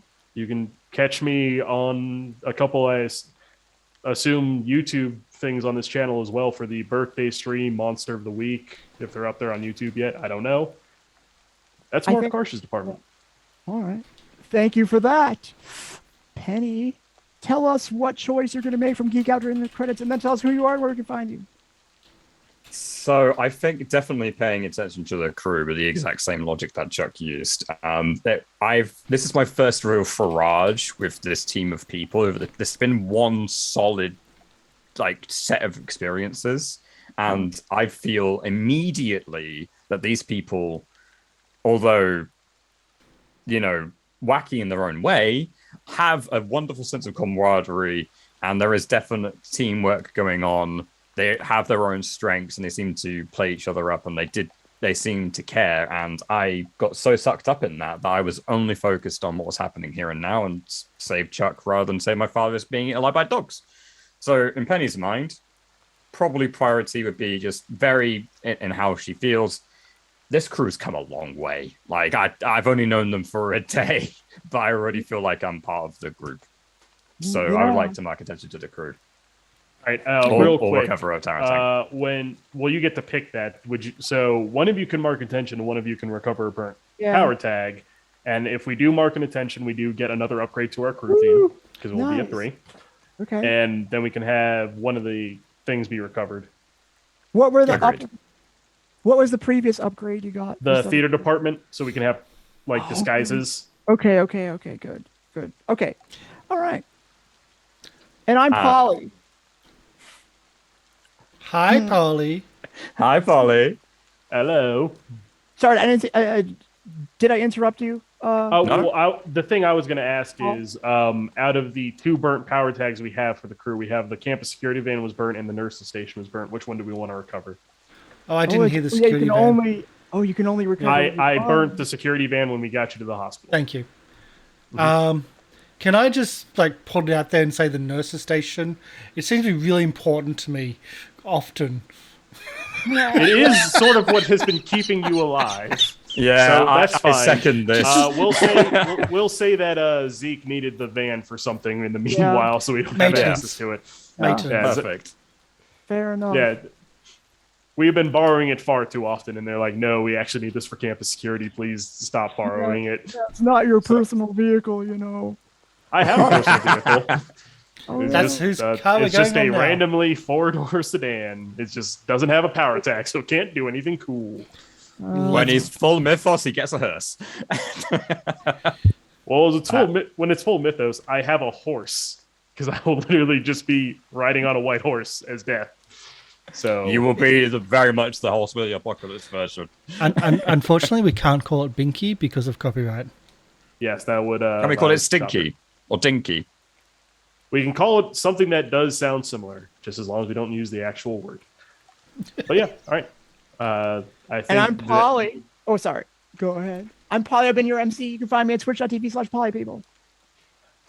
Woo! Is Yay. that everything? That's all good? Yes. I One would like last to thing. recover all of my tags. One last thing. Who's doing the monologue Oh, next yeah. session? And Who is quite going to right. do that? Let's see. Chuck is going to do it. I'll put my hand up. I No, probably no, forget, but okay. I'll put my hand up. Okay. Chuck is going to do it. Yeah, but I'm going to forget. Because it's We'll gonna happen. remember. We'll remember Thank you and for tell you reminding the me. few minutes This- before session. This was a hell of an episode. I ain't gonna forget it easily. So we're going to get out. We're going to be raiding. Is that everyone's done, I hope? Yep, cool. We're going to be raiding Tabletop Role-Playing Theatre, or TTRP Theatre. They're playing Cult Divinity Lost. It's one of the game systems I haven't experienced yet. I haven't even got in my collection. Looking like they're having a lot of fun. So be nice to them. Our raid button is we come here to share our love. Our hearts are warm and fresh. Thank you so much for running this and that really, really heart-wrenching, hard move you did us, where we took a downtime and then found out that if we didn't, we could have saved someone. So What do you think? thanks, Polly. You're But it was welcome. beautifully done. Thank you. I appreciate It that. was the perfect hard move to pull at that moment. My heart broke in two, and I hate you and love you for it. Yeah. Good.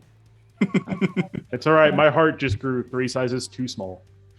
Even better. Well, that's a thing for your character to deal with, not mine. So we're going to do that raid. Stick around for that. Bye, everybody. We'll see you tomorrow with more games. Bye.